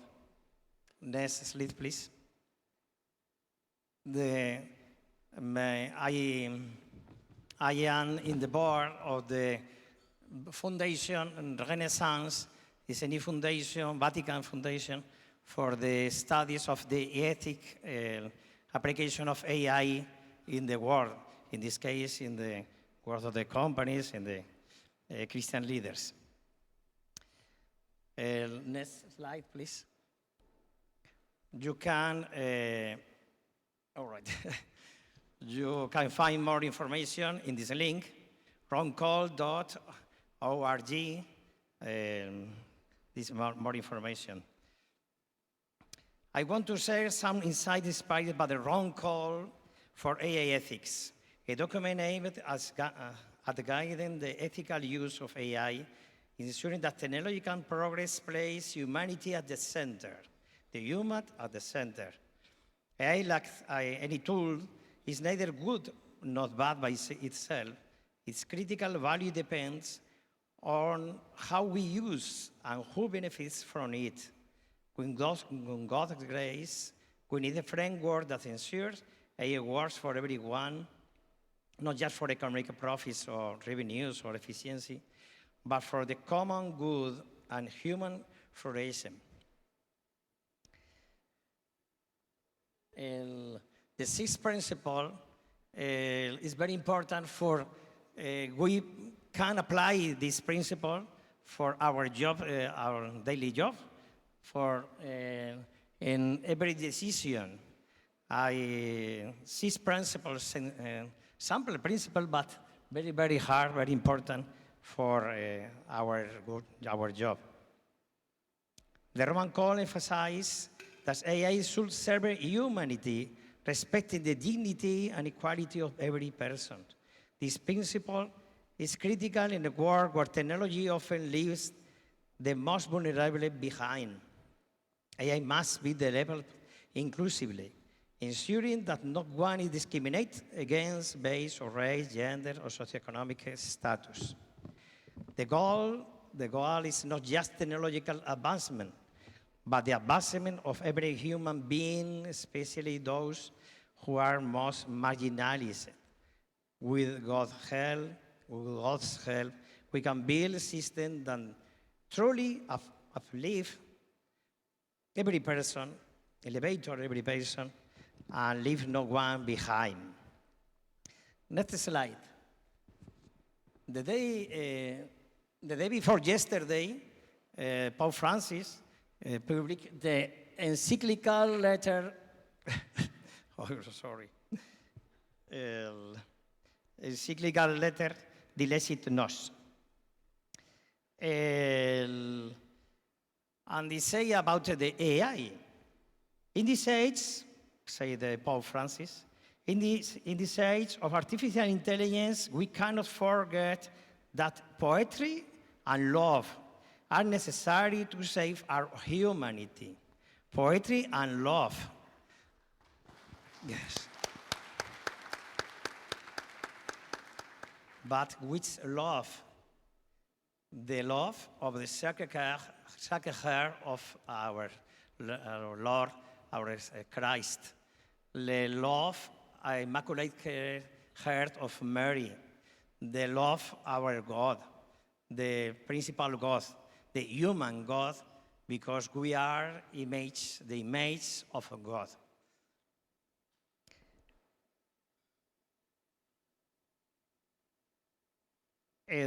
Next slide. In Genesis, we know that we are the image of God. The image of God. Likeness God. The machine, AI machine, are image us, not image God. The first question I said, what is the difference in the machine learning, machine AI, and human? Perhaps the creativity, perhaps the human relationship, perhaps, but I think the principal difference is that we are the image of God, but the machine, AI machine, is image us. It's a good image. Us is imitating, simulate very well us, but only image does us, but we are image God. If we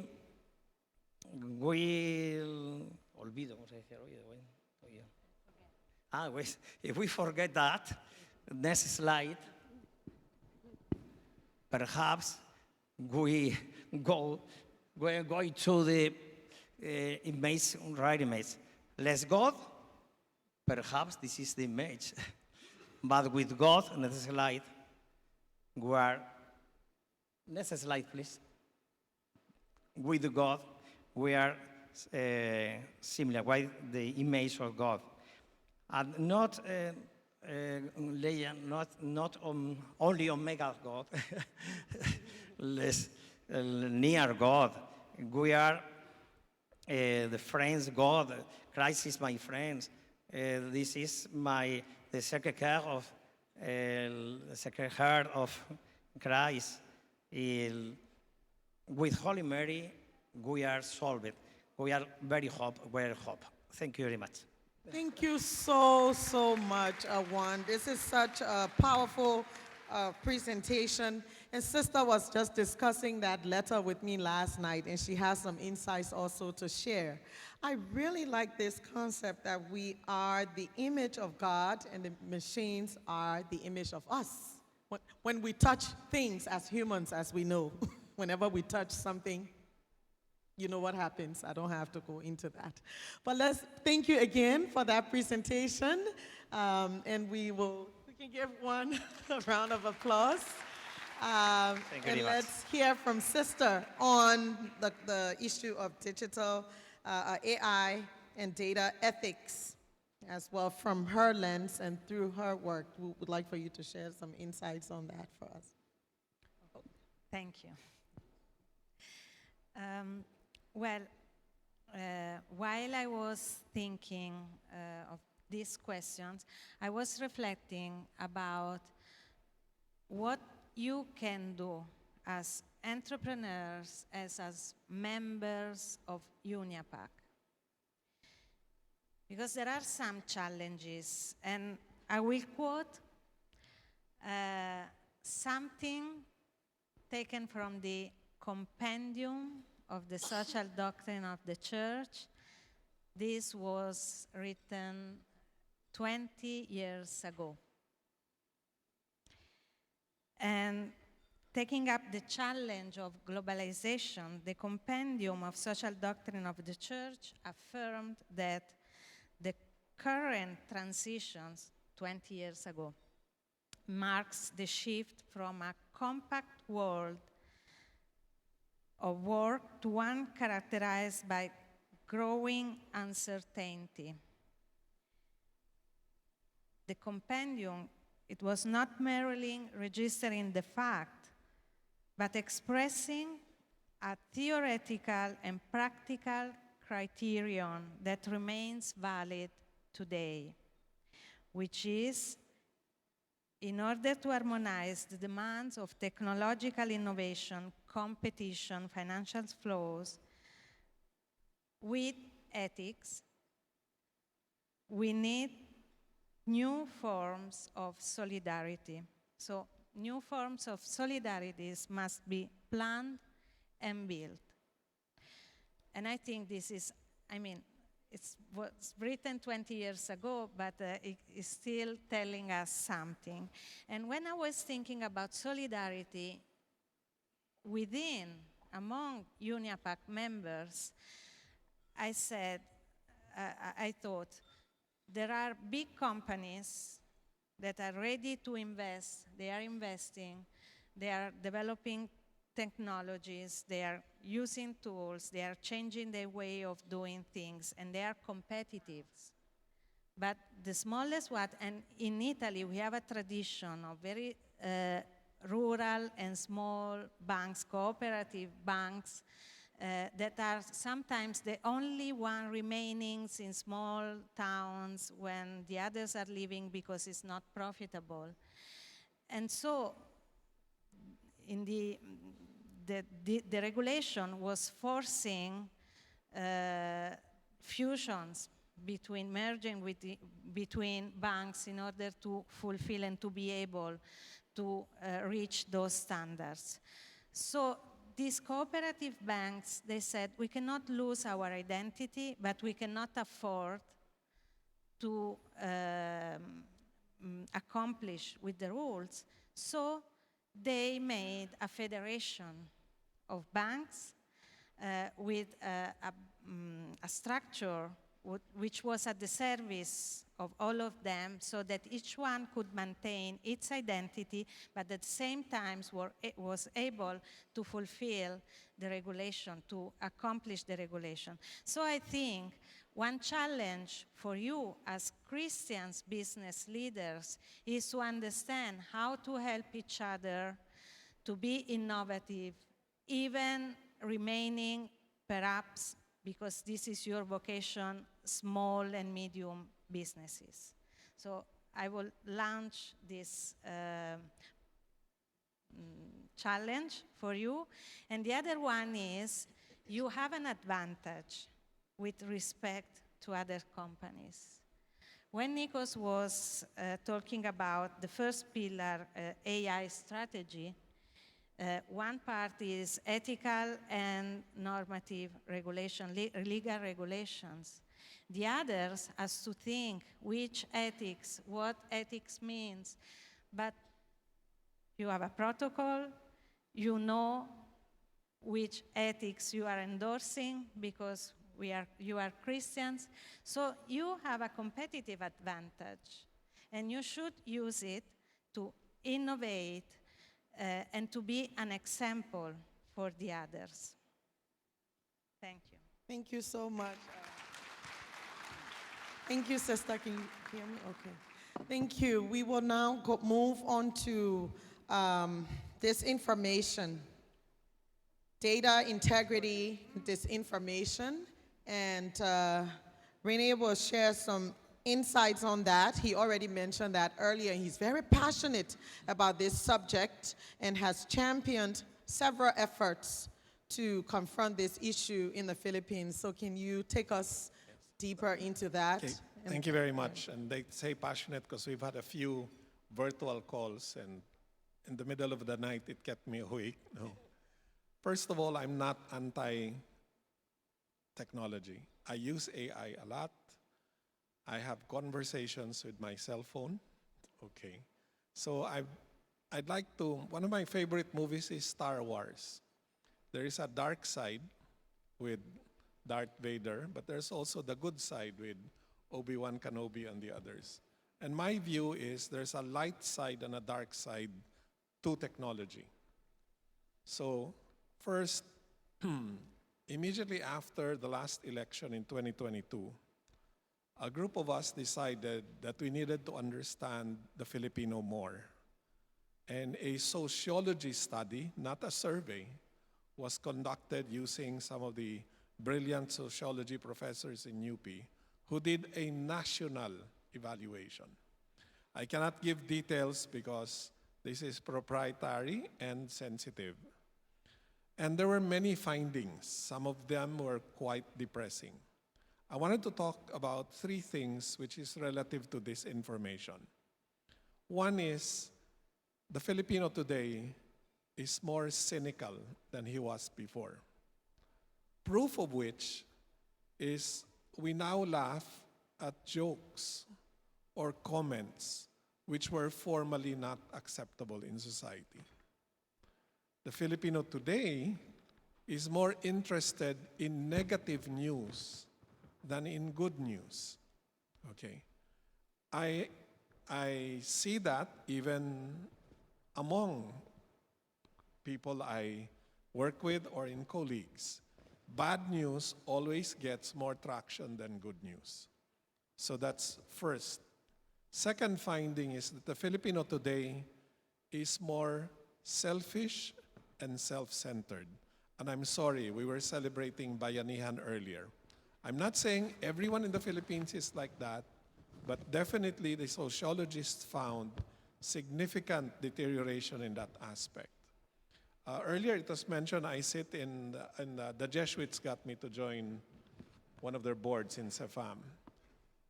Do you realize that we are now counseling grade school students who are depressed, who are thinking of doing the extreme? Why? Simply because they were canceled in their social media groupings. So it's now mostly about me. If you look at Facebook, if you look at Instagram, nobody posts anything bad about themselves. Everybody posts good things about themselves. And everybody is happy when people give a thumbs up, a heart sign, I like. They even post the food that they eat. Does anybody post the bad food that they eat? No, later I'll talk about that. But everybody posts good food. So imagine if you're a grade school student and you're suddenly canceled, all your group mates in your chat group now tell you, you don't belong with us anymore. We don't want you to talk to us anymore, or you can no longer post in this. in this chat group that we belong, his whole view of his self-worth was on this context of what was projected on social media.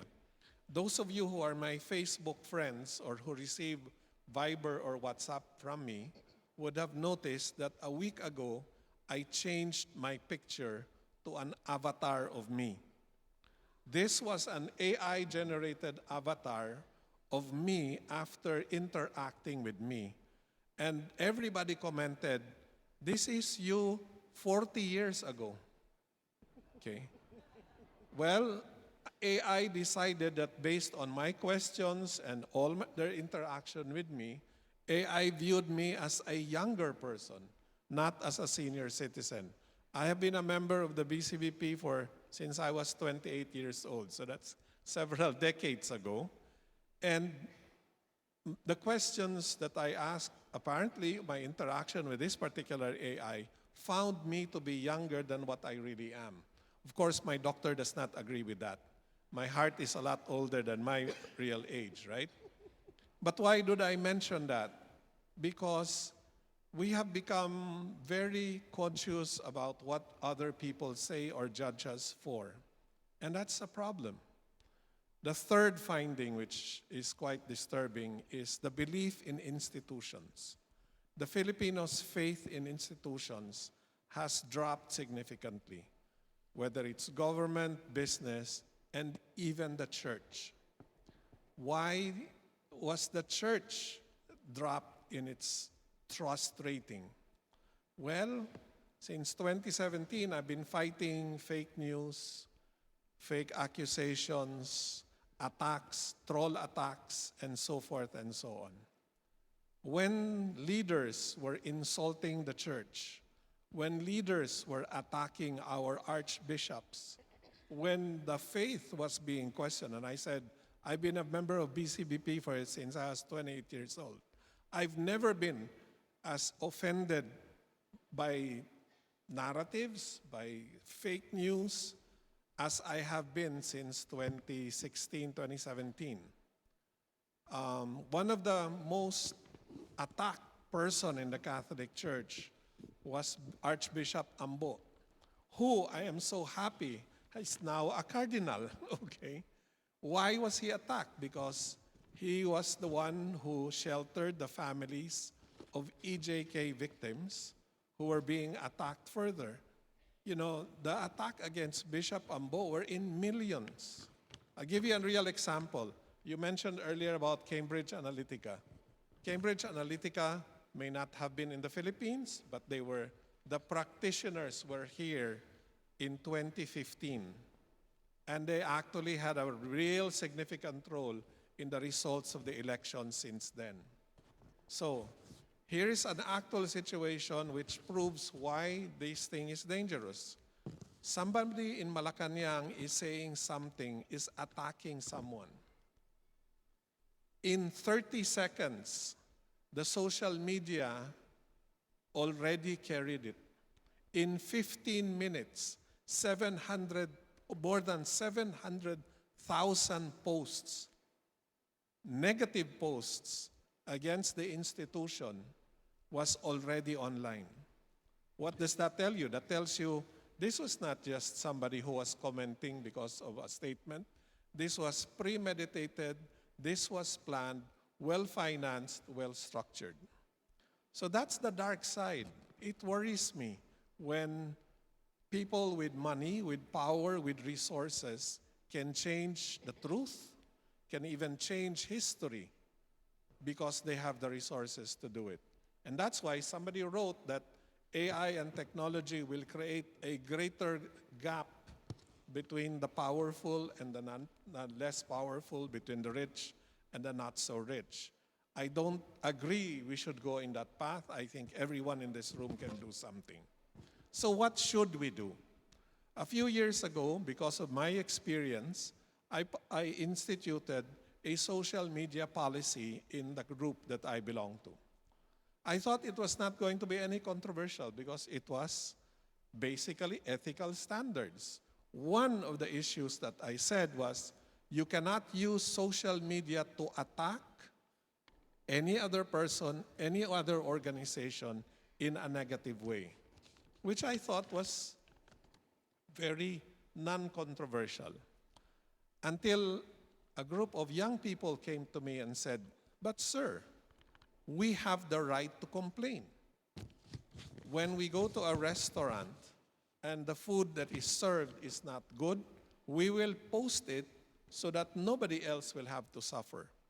Or when we do not get the right service in a bank or in a service institution, we can go to social media and attack the person." So I said, I have no problem with you posting that wrong food or bad food was served here or the soup was too salty. But I have a problem when you're attacking the person. When you're calling the chef stupid, when you're calling the service person an idiot, or you're attacking the persona, which Sister said, human dignity, that to me is not acceptable. I won the argument with those young people. So they said, look, you can say all you want, because what we did to the young people is we gave them this very powerful tool that people actually go to. If you're looking for a good restaurant, you're going to look for the reviews, right? And you're going to look for the negative reviews.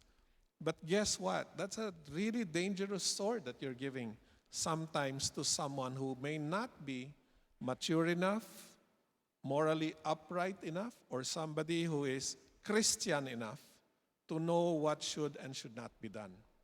So, I mean, I can spend the whole day talking about the evils of technology when used the wrong way. AI is good, I use it. But I've also seen a picture being made into a video. Okay, there is a new app, they're not so new, it's about 3 months old. For a small fee, you can upload a video of yourself speaking in English, and you let the app translate so that you will be speaking in Spanish, complete with your lips moving in the right way. Wonderful. I use my phone today. You can talk to a Japanese, real-time translation. Okay, guess what? When you upload your video, they now have your video. They now have your profile. Do you realize that they can make that video say anything they wanted to say? Not translate just the words you said, but put in anything and everything. Imagine that being used for misinformation. TikTok says 70% of their Filipino users listen to news on TikTok. Journalists are very worried. Why? Because uncurated, unverified, sometimes malicious news is purposely being pushed in these formats. I sat down beside the regional head of TikTok, who, sorry for him, he sat beside me in a conference. And I was complaining to him about editorial oversight controls. The good news, he told me, Nikos, is before the end of the year, TikTok will issue a guideline wherein you have to declare the extent of AI intervention in that which you post. Meaning, if I'm going to post a video which is AI enhanced, I'm supposed to say, which brings us back to accountability and transparency. So if the content is full AI, not real, you have to declare it.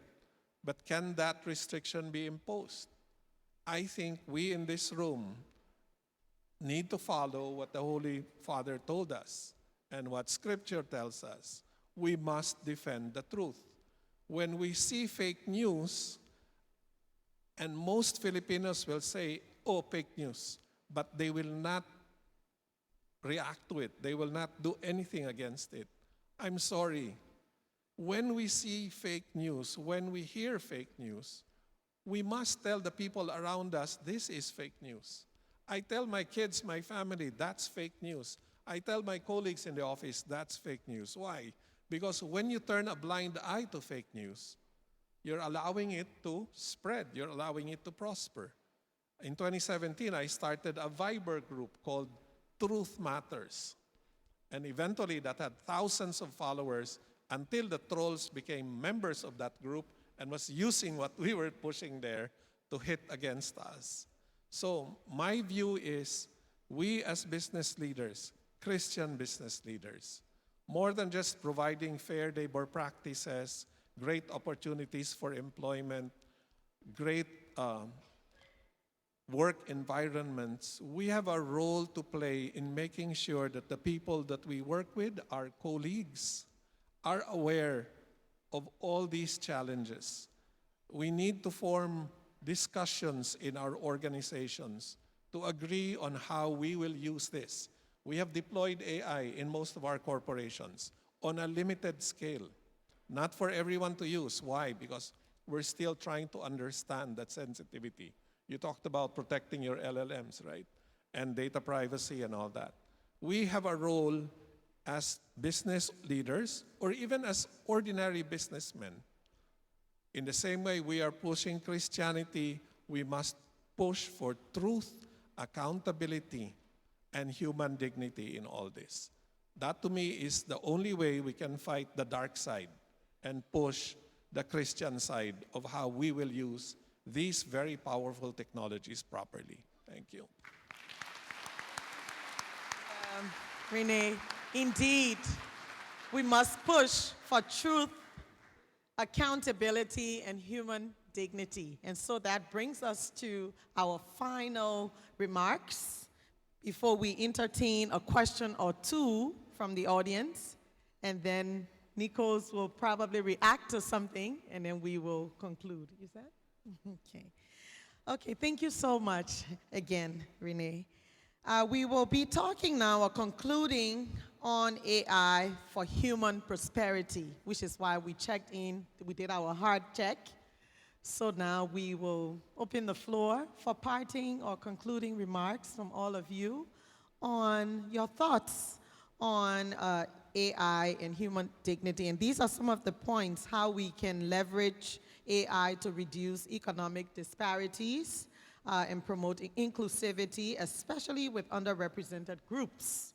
Okay, as you know, I'm from a part of the world that gets left out of certain conversations. So it's good that we get represented by those who are in the room sometimes, or most times, and all the time. And what role does AI play in enhancing mental health and overall quality of life? We know for sure that technology is known to improve our lives, but this very technology has hurt a lot of people and continues to hurt people, people's mental health around the world. So that paradox, how can we address that as well? And how can we ensure that AI serves as a tool for good rather than contributing to harmful outcomes? Okay, so we can start. Anybody who's comfortable can take the lead. I have the mic, so you don't mind. Nikos mentioned about guardrails. Guardrails are limitations. The world is still trying to understand what those guardrails are. Until such time that that is developed, finalized. The United Nations Education, Science, and Cultural Organization, UNESCO, has issued a document on 4 values relative to AI and 10 principles. They're very much aligned to what was shown us from the Vatican. There is now a real attempt to create these guardrails. But while those guardrails are not in place, and even when those guardrails are not in place, I think it is our ability to discern what is good and bad, and what we have been taught, and what we believe in, and our faith and our Christianity should be the ultimate measure of whether we will prosper or use these technologies, and in what way we should do it. I can only echo what you said. I mean, we have discussed now in the 2 days a lot about what is our baseline, what are our values, and what are our roots. And this applies very much. So the advantage of us here, we have basic values, and we can use that as a judgment. and I think it's critically important. And we also have plenty of people here in taking many different areas of responsibility or engaged in many different areas of responsibility. One single person, or not many, can change the world, some do. But us here in this room with the capabilities and all the access to institutions, or already when you look at the panel, we have many people in different roles. Let's take advantage and start to influence and start to move.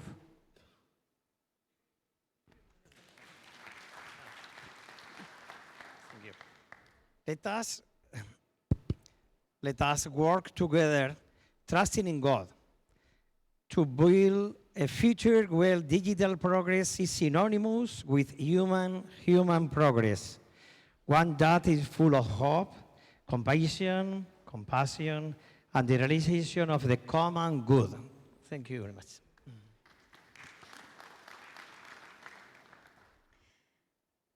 Later, I will quote a part of the encyclical that was released 2 days ago. But first of all, I want to say that usually, when there is a plenary section, the panelist is the oldest, the more experienced among all of the others.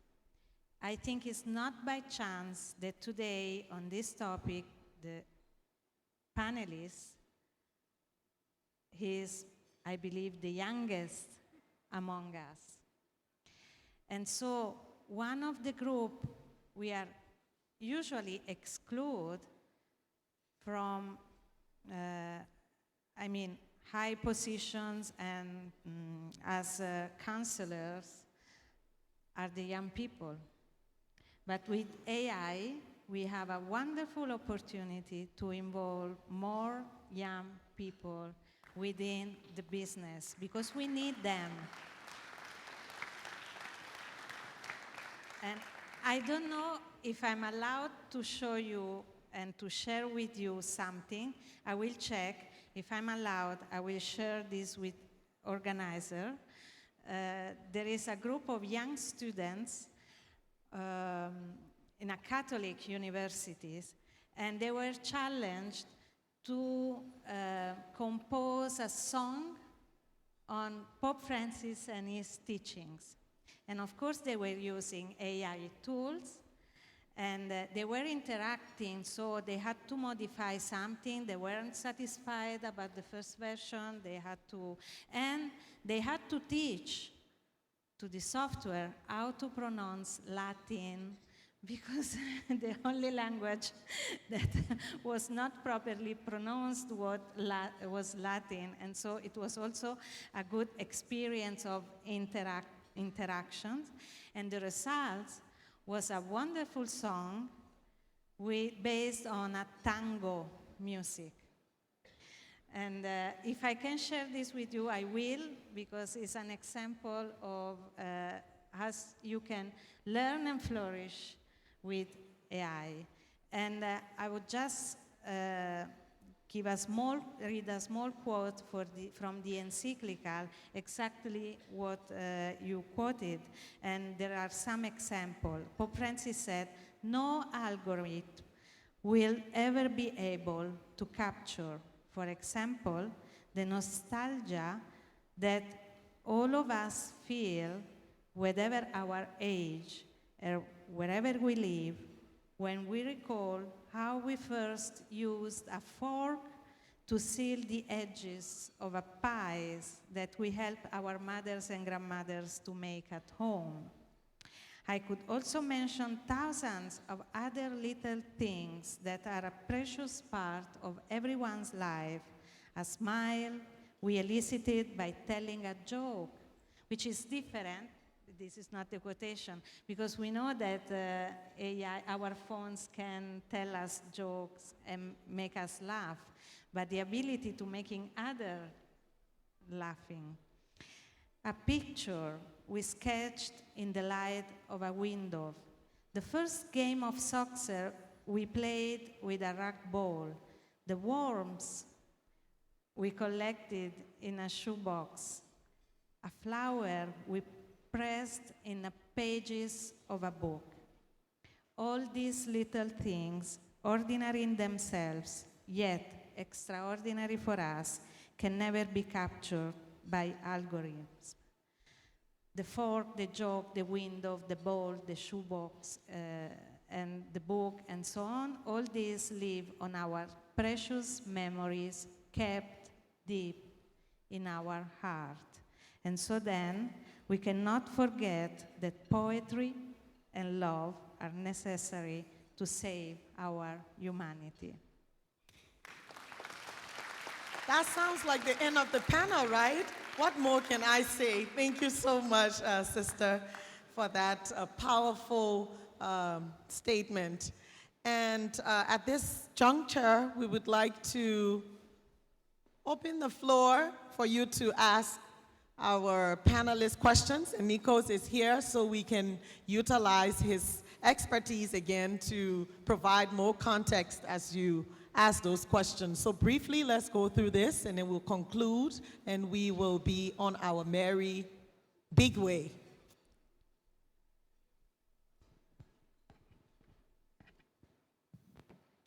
Good morning. My name is Anthony Bourbon from BCBP San Francisco chapter. And I want to address this question to Nico.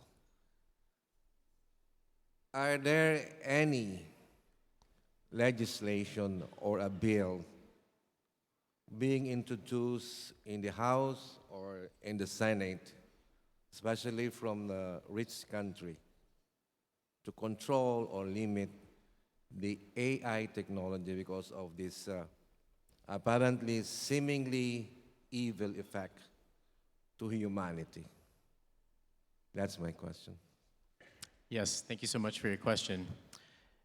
There's good and bad about that. So yes, there is a ton of legislation taking place right now between the think tanks, the institutions, and everybody in Washington right now that is dealing with this very, very deep issue.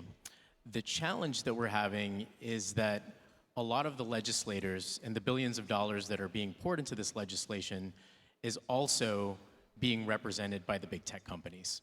And so that is the main challenge that we're dealing with, is when you're talking about data for the people and legislation for the people and things like mental health and social issues that need to be addressed. There are guardrails taking place. So OpenAI is leading the bleeding edge on research with respect to how you're utilizing generative AI data. And for instance, you used to be able to say to DALL-E, generate me this video or this image of Rihanna or Lea Salonga or whoever, and based on the new copyright laws, you're not able to do that anymore. So there is some progress being made, and so we need to constantly have these productive conversations in order to make the public aware that they still can do something and serve in the public to rectify a lot of these issues. Thank you so much. Nikos, we have one more question? Can we get a question from here, from this side as well? Yes. I'm Sabsi Palanca, BCBP Makati, and Women's Business Council. I have a question for Nikos. First, thank you for that wonderful presentation. In your creation, in your work, are you able to input the reality of objective morality to make sure that it does not get diluted? Thank you. Okay, that is very, very deep question, and I love it. And you know, as Sister was talking about the nuance of the spectrum of poetry and things that are very, very difficult to do, the nuance, the taste of apple pie and things like that, we accept the challenge, by the way, to be able to algorithmically represent that in our systems.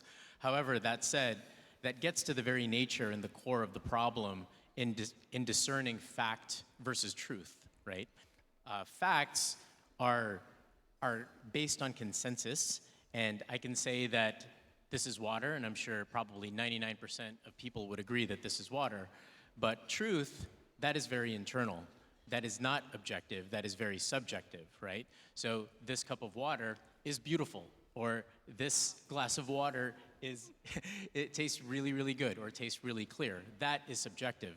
And so the solution that we're proposing is, can you connect objective reality to subjective truth, right? And that is the new relational model of the future.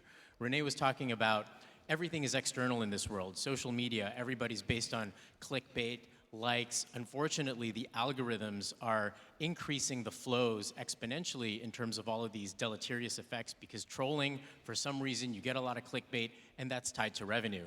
But there's nothing on the internet that's for myself, right? There's nothing for my inside. So how can I connect what I feel about a certain situation to an external reality? So yes, there is a way. We have a long way to go, but that's exactly the type of work that we're doing at Dial In. So thank you for that. For your contribution, and thanks for that question. Can we take a question from this side before we conclude our panel? We can hear those plates and glasses clicking, and I'm sure we are all eager to have whatever it is that they're working on. Yes, Sigrid?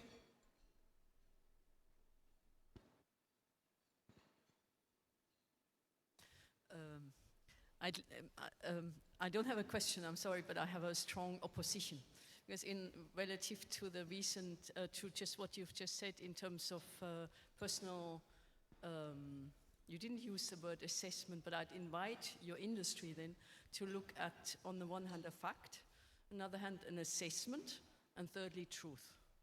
And to divide the three, as opposed to mixing an assessment and subjective truth, as you called it, to truth.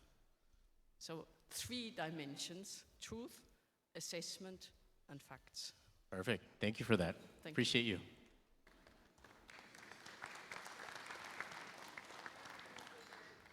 Do we have a question from this side?